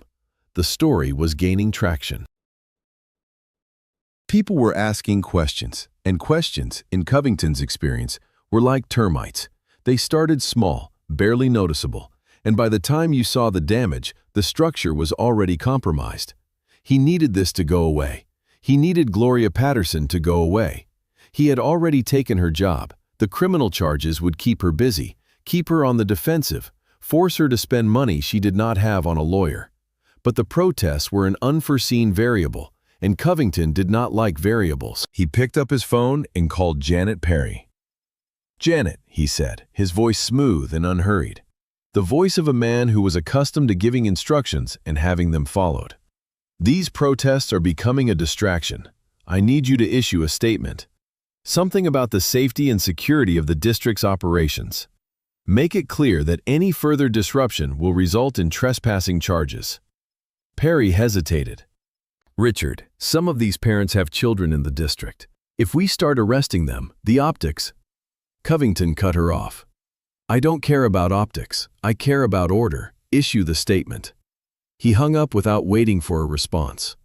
He leaned back in his leather chair and stared out the window at the city below. The protesters were specks from up here, insignificant, like ants on a sidewalk. He had crushed problems bigger than this before breakfast. His personal attorney, Franklin Wells, arrived 20 minutes later. Wells was a trim man in a charcoal suit who had been managing Covington's legal affairs for 15 years and had developed the moral flexibility of a circus contortionist. He sat across from Covington's desk and crossed his legs. "Tell me about this lunch lady," Wells said, pulling a leather notepad from his jacket. "She's a nobody," Covington said, waving his hand dismissively. "Cafeteria worker, made $23,000 a year. She got caught skimming food and the board fired her. End of story." Wells studied his client with the practiced neutrality of a man paid not to ask questions he did not want answered. "And the protests?" Covington's jaw tightened. "Community theater. They'll get bored in a week." Wells clicked his pen open and shut 3 times before speaking. "Richard, I have to ask. Is there anything else I should know? Anything that could surface?" The question hung in the air between them like smoke. Covington met his attorney's eyes without flinching. "There is nothing to know, Franklin. File whatever you need to file. Make this go away." Wells nodded slowly, wrote something on his notepad, and stood. "I'll have a cease and desist drafted by tomorrow for anyone defaming you publicly." He paused at the door. "But Richard, if there is something, I need to know before a judge does." Covington turned back to the window. "Close the door on your way out," he said. But the protest did not stop. If anything, the threat of trespassing charges energized them. Keisha Robinson came to Gloria's house the evening before the next march. She sat at the kitchen table with a stack of flyers and a determination that burned like a pilot light. "Miss Gloria, we need you out there tomorrow," Keisha said, her hands flat on the table.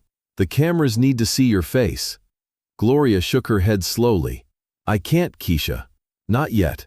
There are things happening that I can't talk about." Keisha leaned forward, her dark eyes searching Gloria's face. "What kind of things?" Gloria looked at the woman across from her, young, fierce, a mother who would burn the world down for her children. She wanted to tell her everything, but Carter had warned her, say nothing about Covington until the investigation was ready.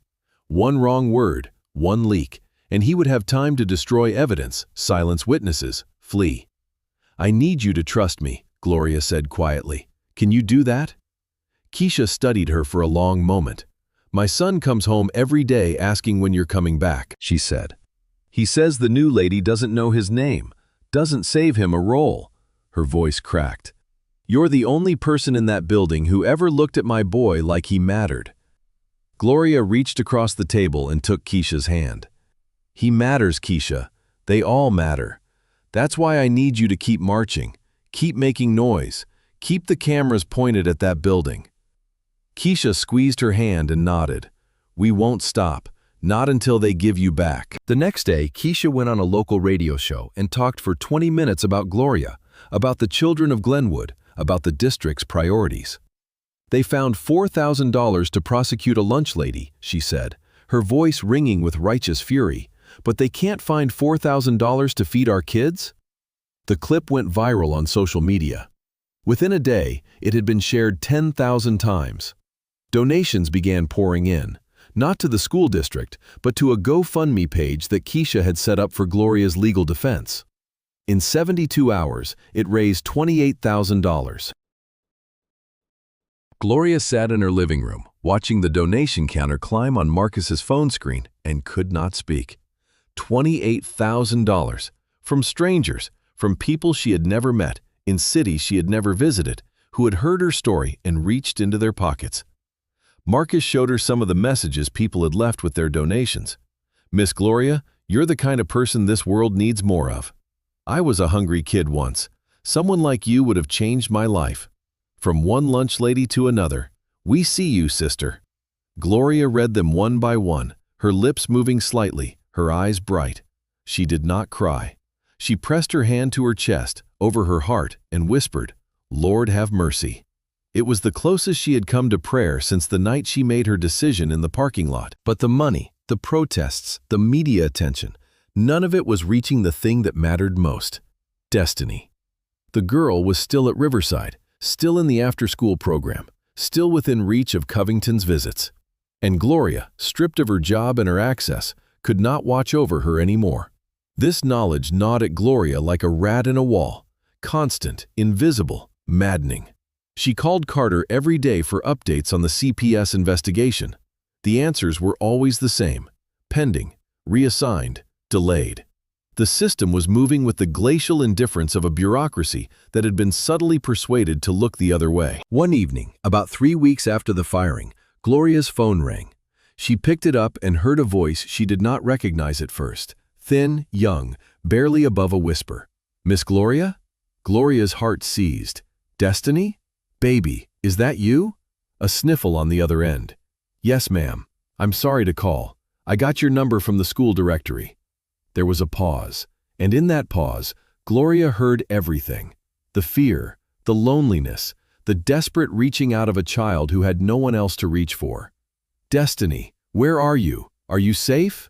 Another pause. Longer this time. "He came to the school again today," Destiny whispered. He said He said he wants to take me somewhere this weekend, somewhere special. He said it's our secret." The word secret came out cracked and broken, like a twig snapping. Gloria's hand was shaking. She pressed the phone hard against her ear and sat down on the edge of her bed, because her legs could not hold her. The room tilted. The walls leaned in. She could hear her own pulse in her ears, loud and insistent, like someone pounding on a door. "Destiny, listen to me," she said, and her voice was calm. She made it calm. She forced it into the shape of calm with every ounce of strength she had.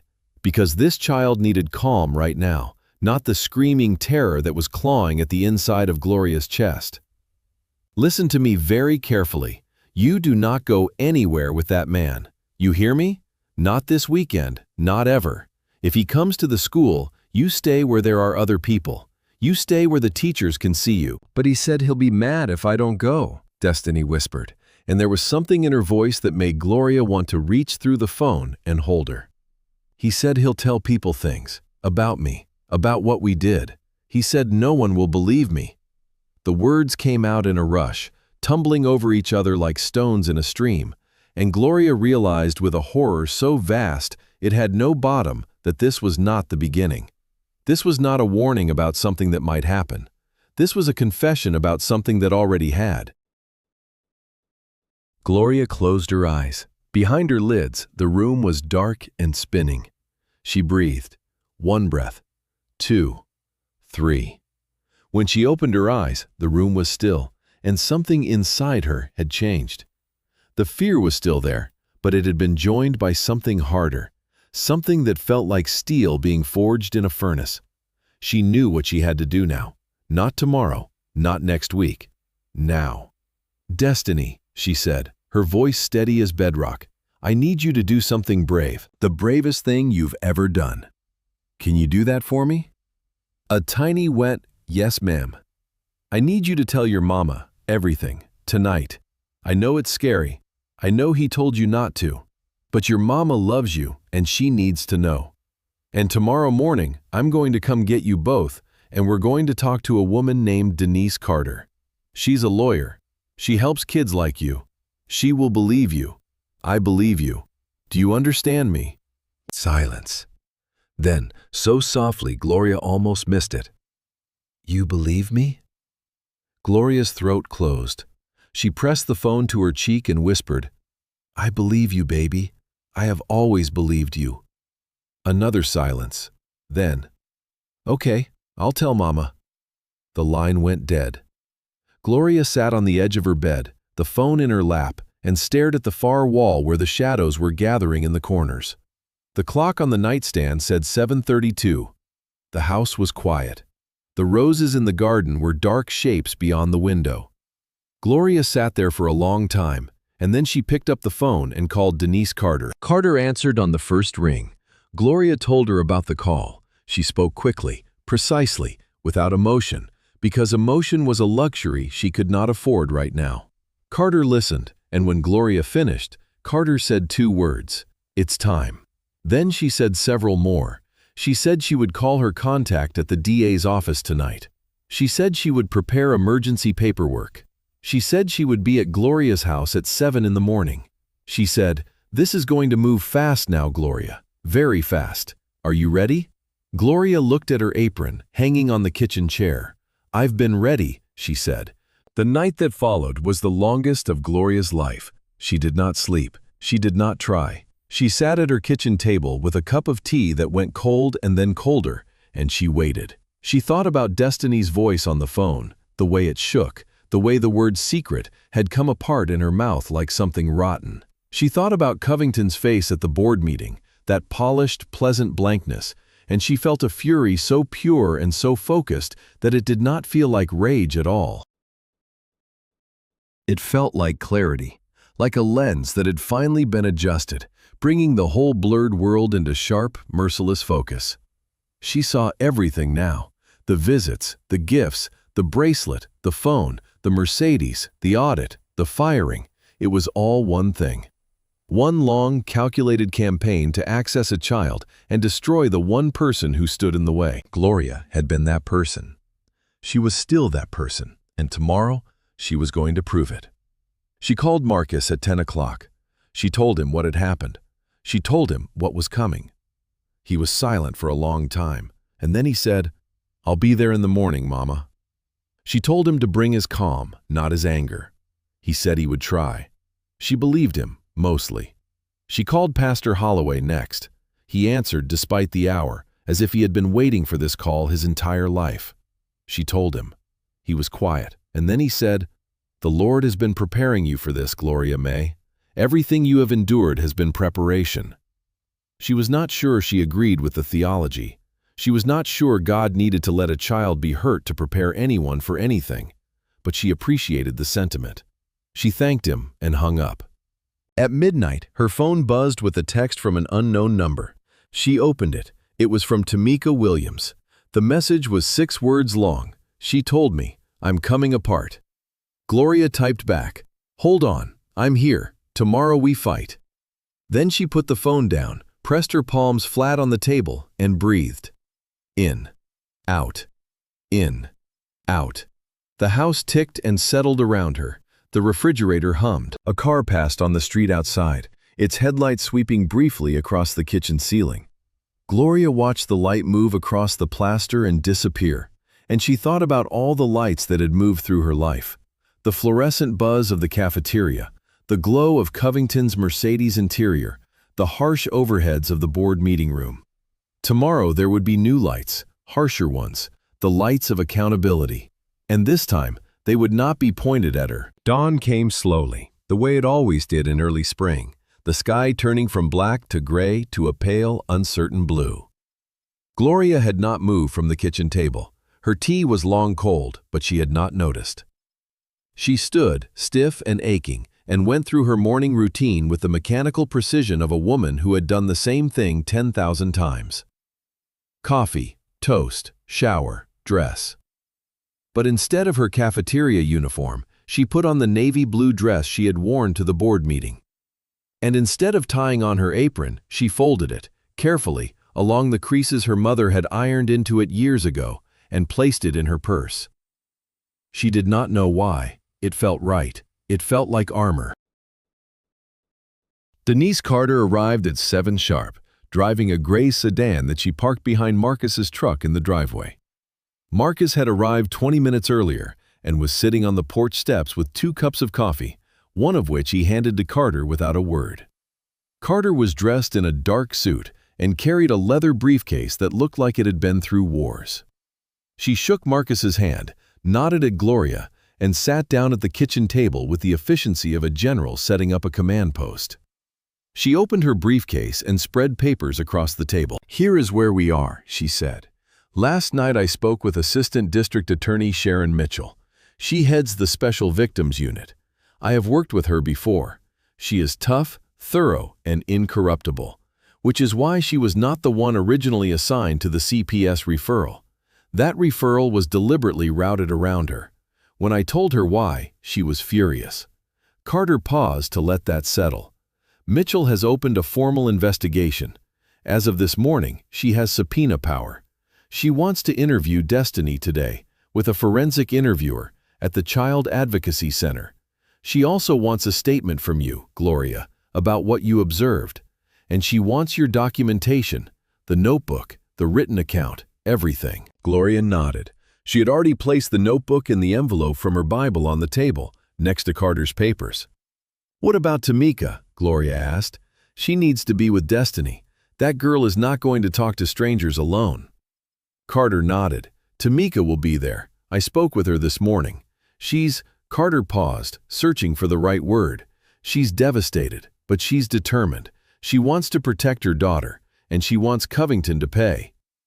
The word pay hung in the air, hard and bright as a blade. Marcus spoke for the first time. "What about the charges against my mother? The theft charges?" Carter looked at him.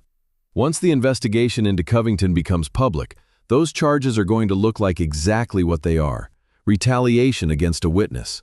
Mitchell knows that. She will make sure the DA's office knows that. Those charges will disappear. It's only a matter of time." She turned back to Gloria. "But first things first. We get Destiny's statement. That is the foundation of everything. They drove to the Child Advocacy Center together, Gloria, Carter, and Marcus in Carter's sedan, with Tamika and Destiny meeting them there. The center was in a converted house on a quiet street, deliberately designed to not look like a government building. It had a garden out front and curtains in the windows and a door that was painted yellow, as if cheerfulness could soften what happened inside. Gloria had never been to such a place before. She walked through the yellow door and immediately smelled lavender, which someone had placed in small vases on the tables in the waiting room. The walls were painted a soft blue, and there were children's drawings pinned up on a corkboard. It was a kind place, a safe place, and the fact that such a place needed to exist at all made Gloria's eyes sting with tears she would not let fall. Tamika and Destiny were already there. Tamika sat in one of the waiting room chairs, her body folded forward, her hands clasped between her knees. She was a small woman, younger than Gloria had imagined, with tired eyes and a set to her mouth that spoke of years spent clenching against a world that gave her no rest. When she saw Gloria, she stood and crossed the room in 3 steps and took Gloria's hands in both of hers. Her grip was fierce, almost painful. "Thank you," Tamika said. Her voice was raw. "She told me everything last night, every single thing, and I didn't know. I didn't know." Her face crumpled, but she caught it, pulled it back into place with an effort that was painful to watch. "I work nights. I'm never home. I trusted the school to keep her safe. I trusted," she broke off. Gloria squeezed her hands. "You did not fail her, Tamika. You hear me? You did not fail her. You were working to keep a roof over her head and food on the table. That is not failure. That is love." Tamika's eyes were glassy, but she did not look away. "And you saw," she whispered.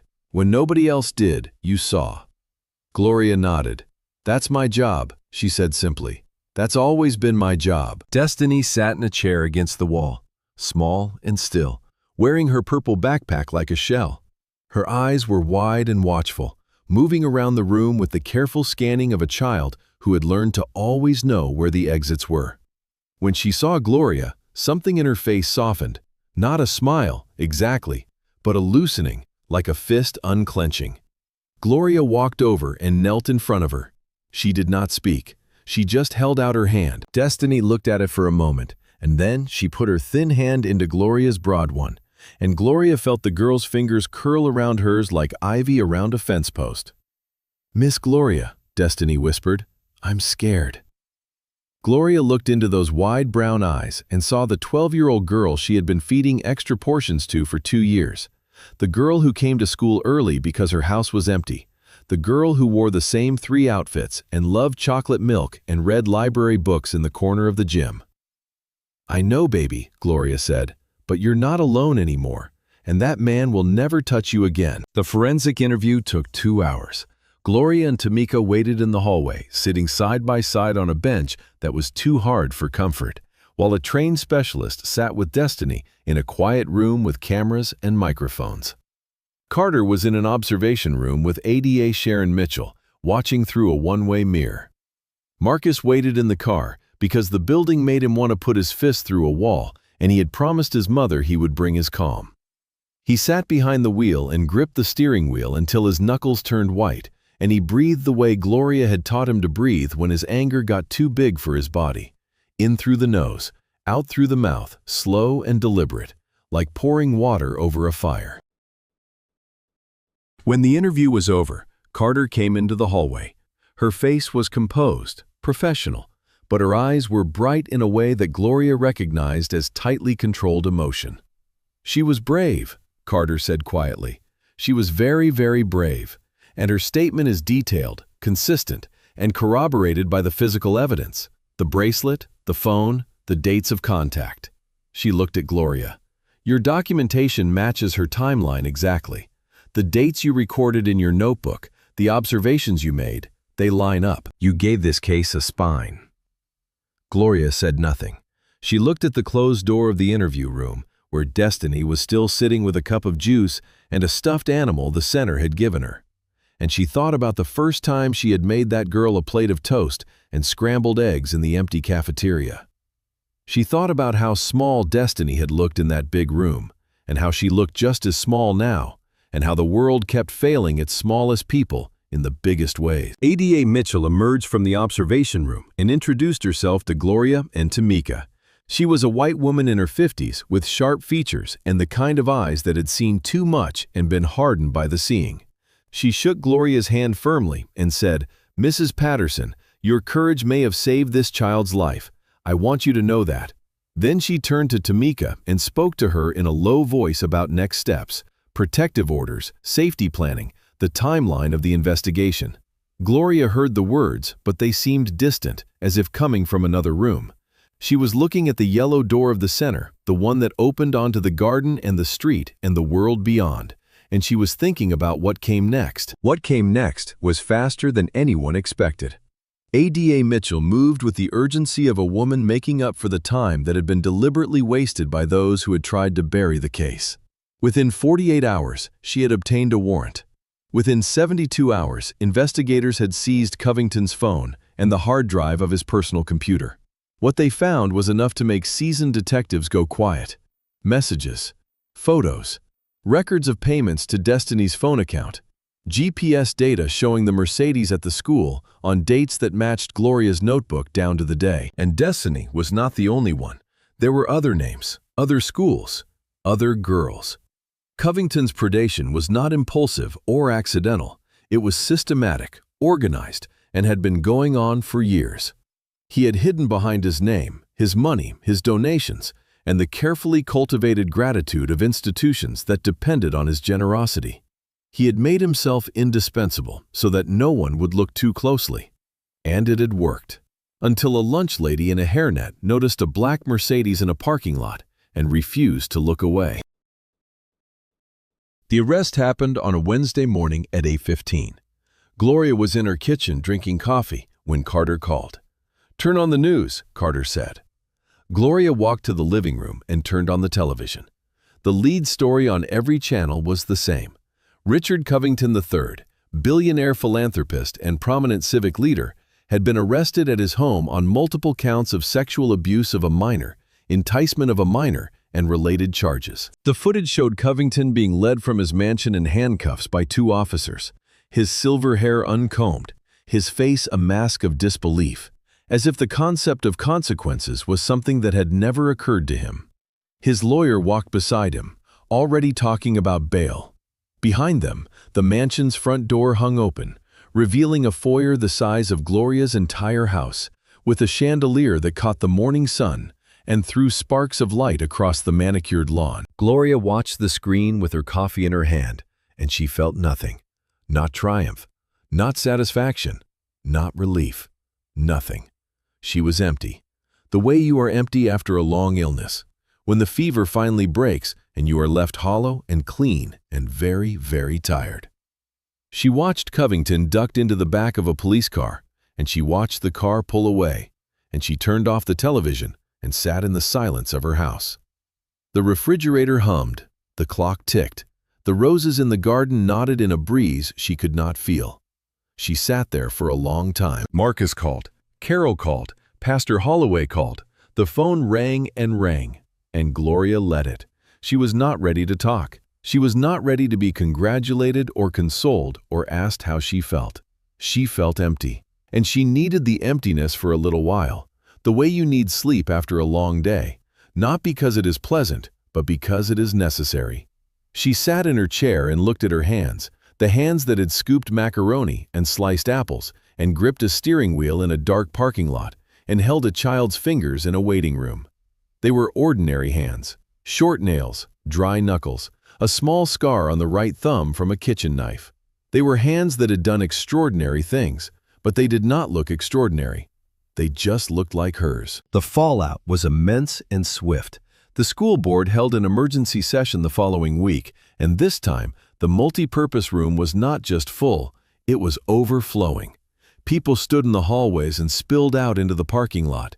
Television cameras lined the back wall. The atmosphere was electric, charged with the kind of collective fury that comes when a community realizes it has been betrayed not just by one man, but by the systems that were supposed to protect it. Bobby Tate tried to call the meeting to order, but his voice was swallowed by the noise. Superintendent Janet Perry sat beside him, her face the color of old chalk, her hands fidgeting with a pen she kept clicking open and shut. The first order of business was a motion by Dr. Patrice Brown, the one dissenting vote at Gloria's termination. She stood and adjusted her microphone, and the room fell silent. 3 weeks ago, she said, this board made a decision that I opposed. We fired a woman who had given 16 years of her life to the children of this district. We called her a thief. We threatened her with prosecution, and we did it at the behest of a man who was using his wealth and influence to gain access to the most vulnerable children in our care. She paused and let the words settle. The room was utterly still. I move to reinstate Gloria May Patterson immediately, Dr. Brown continued, her voice ringing clear, with full back pay, a formal written apology from this board, and the complete expungement of all charges. She turned to face the gallery. Mrs. Patterson, would you please stand? Gloria, seated in the front row, rose slowly. Her hands were clasped in front of her. Her chin was lifted. On behalf of this school board, Dr. Brown said, I am deeply sorry. We failed you, and in failing you, we failed every child in this district. That ends today. The motion passed unanimously. Not 7-1, 7-0. Every hand at the table went up, including Bobby Tate's, who had apparently discovered his conscience somewhere between the arrest and the cameras. The vote took less than 30 seconds. The room exploded in applause so loud it rattled the windows. Marcus was on his feet, his eyes wet, clapping with his hands high above his head. Carol was hugging Tasha and sobbing. Keisha Robinson stood on her chair and raised both fists in the air. And Gloria stood where she was, steady and still in the center of the storm, receiving the applause not with triumph, but with the quiet grace of a woman who had always known her own worth, even when the world had tried to convince her otherwise. But Dr. Brown was not finished. She had a second motion. She moved for a vote of no confidence in Superintendent Janet Perry, citing her role in the politically motivated firing of Gloria Patterson, her complicity in the suppression of the CPS investigation, and her failure to protect the students of the district from a known predator who sat at the board table in plain sight. Perry's face went from chalk white to a shade of gray that Gloria had only ever seen in hospital corridors. She opened her mouth, closed it, opened it again. No words came. The pen she had been clicking fell from her fingers and rolled off the table, hitting the floor with a tiny plastic sound that was somehow louder than anything else in the room. The vote was 6-1. Perry was out. She gathered her papers with trembling hands, stood, and left the room without making eye contact with anyone. She walked past Gloria, who was seated in the front row in the same chair she had occupied 3 weeks earlier, wearing the same navy blue dress with the same pearl earring studs. Their eyes met for a fraction of a second. Perry looked away first. Bobby Tate resigned the following day.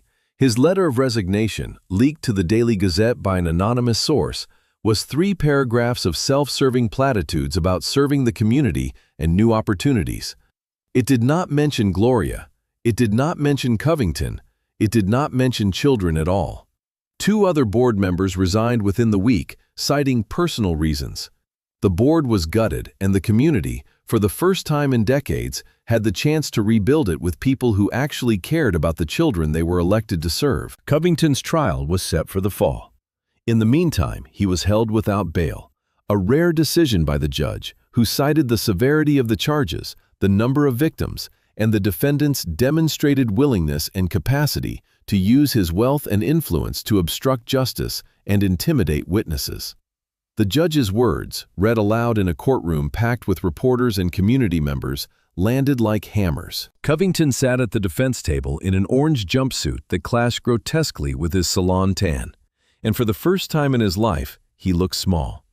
Not physically, he was still tall, still broad-shouldered, still possessed of the same silver hair and square jaw that had graced magazine covers and charity gala programs. But the aura was gone.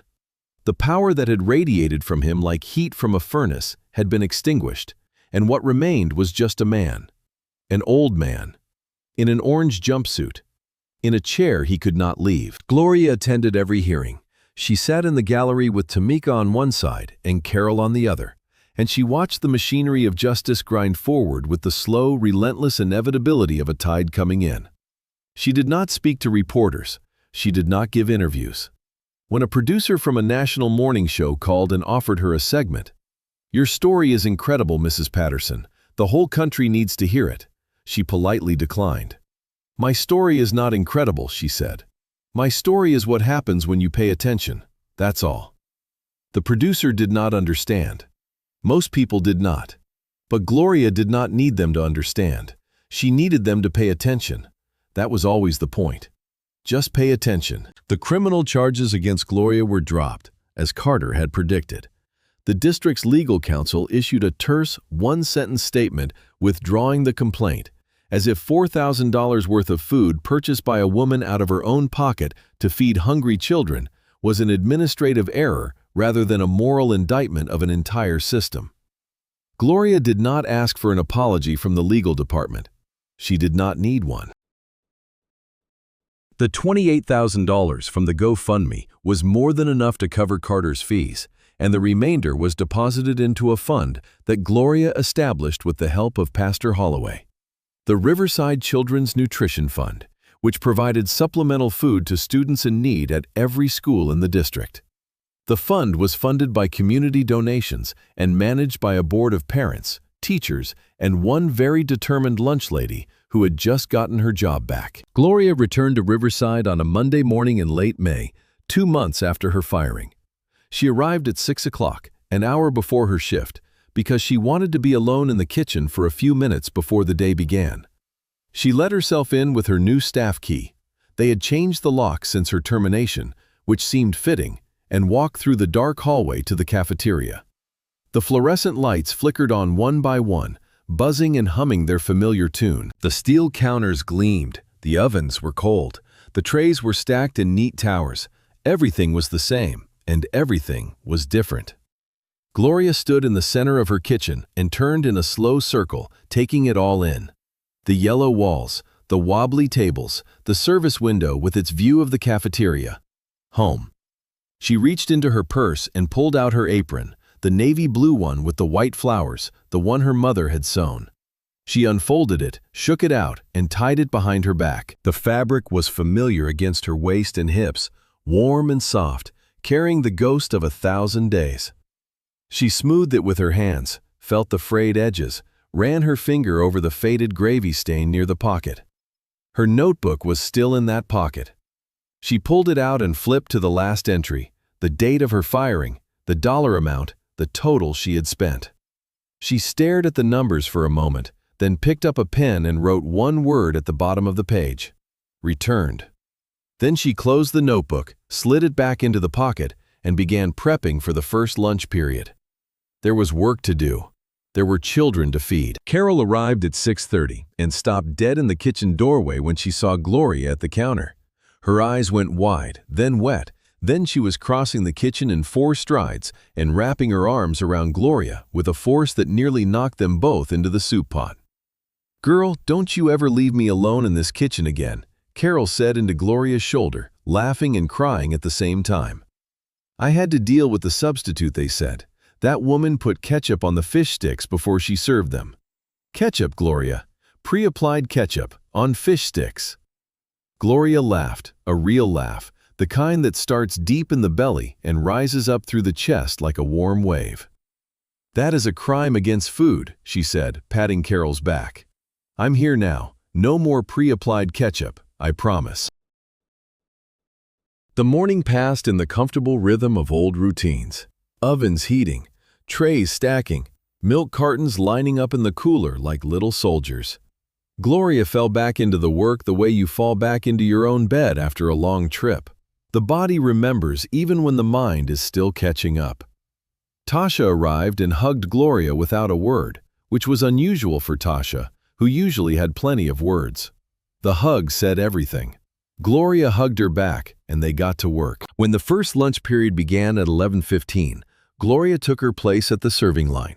The children came through the door in their usual chaotic parade, loud, jostling, laughing, shoving, dropping things, picking them up.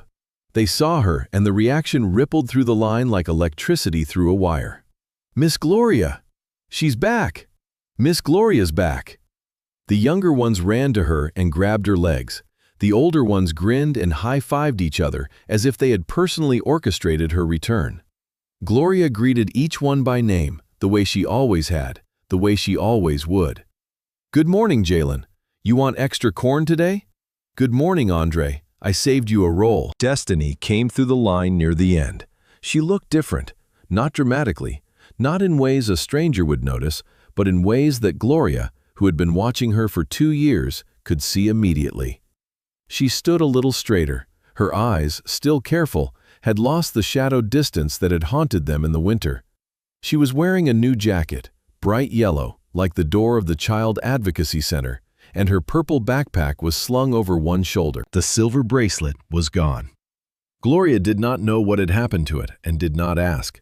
She hoped it was in a landfill somewhere, rusting. Destiny reached the front of the line and looked up at Gloria, and for a moment neither of them spoke. The cafeteria buzzed around them, children talking, trays clattering, Carol laughing at something Tasha said. But between Gloria and Destiny, there was a pocket of silence that held everything they had been through and everything they did not need to say. "Welcome back, Miss Gloria," Destiny said. She said it quietly, with a small smile that reached her eyes. Gloria scooped an extra-large portion of macaroni onto her tray. "Welcome back yourself, baby," she said. She added a chocolate milk without being asked. "You eat up now, here?" Destiny nodded, took her tray, and walked to her table. She did not sit alone. 3 other girls were waiting for her, waving her over, and Destiny slid onto the bench beside them with a naturalness that made Gloria's chest ache in the best possible way. The girl was not healed. Gloria knew that. Healing was a long road, full of setbacks and hard days and nights when the old shadows crept back in. But Destiny was walking that road, and she was not walking it alone. 6 months passed. Fall came and went, painting the trees outside the cafeteria windows in shades of amber and rust. Covington's trial concluded in October. He was convicted on 14 counts, including multiple counts of sexual abuse of a minor, enticement, and obstruction of justice. The sentence was 35 years. He would die in prison. Gloria heard the verdict on the radio while driving home from work. She pulled over to the side of the road, turned off the engine, and sat in the silence for 5 minutes. Then she drove home, made dinner, and called Tamika. They did not talk about the verdict. They talked about Destiny's science project, which was about the water cycle and about how Tamika had finally gotten a day shift at the packaging plant. They talked about ordinary things because ordinary was what healing looked like. The new school board, elected in a special vote that saw the highest turnout in the district's history, implemented sweeping changes. A universal free lunch program was established for every school in the district, funded by a combination of federal grants and local tax revenue. No child would need to pay for lunch. No child would go hungry because a form was not filled out. When the announcement was made at a community meeting, Gloria was in the audience, and she heard it with the quiet satisfaction of a woman who had planted a seed and watched it grow into something bigger than she ever imagined. Carol, sitting next to her, leaned over and whispered, "They should name the program after you." Gloria shook her head. "They should name it after the kids." It was always about the kids. On a Saturday morning in December, Gloria sat at her kitchen table with her coffee, black with 1 sugar, and watched the sky change color through the window. The house was quiet. The roses in the garden had gone dormant for the winter, their bare stems poking up from the mulch like brown fingers. The screen door still had its tear. The paint on the porch was still peeling. But there was a new hot water heater, paid for with money from the GoFundMe, and the check engine light in the Honda had finally been fixed. Small things. Real things. Gloria sipped her coffee and listened to the morning, and the morning was good. Her phone buzzed on the table, a text from Destiny. "Miss Gloria, can I come help in the cafeteria on Monday? Deshawn says I can volunteer for community service hours." Gloria smiled. She typed back, "You come anytime, baby. There's always room." She put the phone down and looked at her apron hanging on the back of the kitchen chair where it always hung.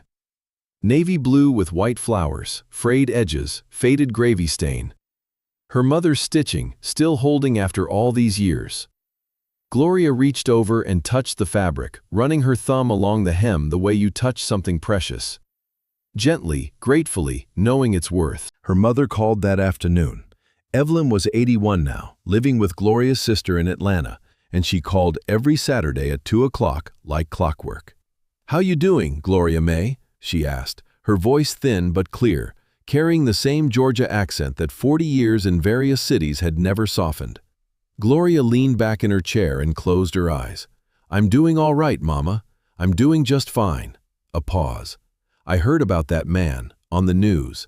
They said a cafeteria worker saw something and wouldn't keep quiet." Gloria opened her eyes. "That's about right." Another pause, longer this time.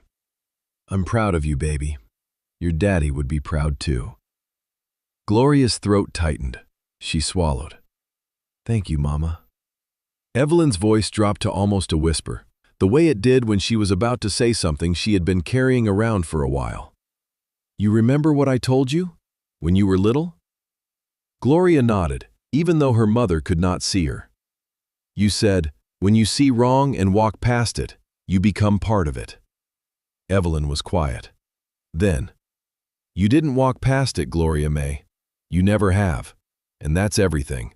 That's the whole thing." They talked for another 20 minutes about nothing important.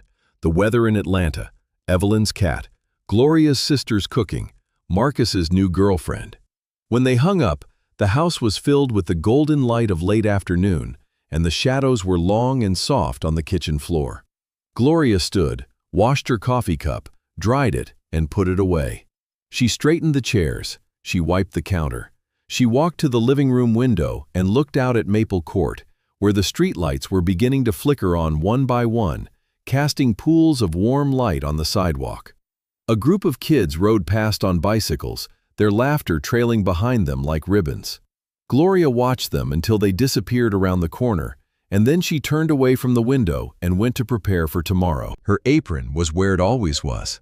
She picked it up, folded it neatly, and set it by the front door so she would not forget it in the morning. The fabric was soft in her hands, worn smooth by 16 years of service. She pressed it to her face for just a moment and breathed in. Kitchen soap and cinnamon. The smell of purpose. The smell of home. She set it down and turned off the lights, and the house settled into the quiet of evening. A good quiet, a chosen quiet, the kind that comes not from emptiness but from peace. And in the kitchen, in the dark, next to the apron with the white flowers, Gloria's notebook sat in its usual pocket, its pages filled with numbers and names, and one final word written in careful, even handwriting at the bottom of the last page. Returned. Thank you for listening all the way to the end. If you enjoyed the story, your like really helps the channel grow.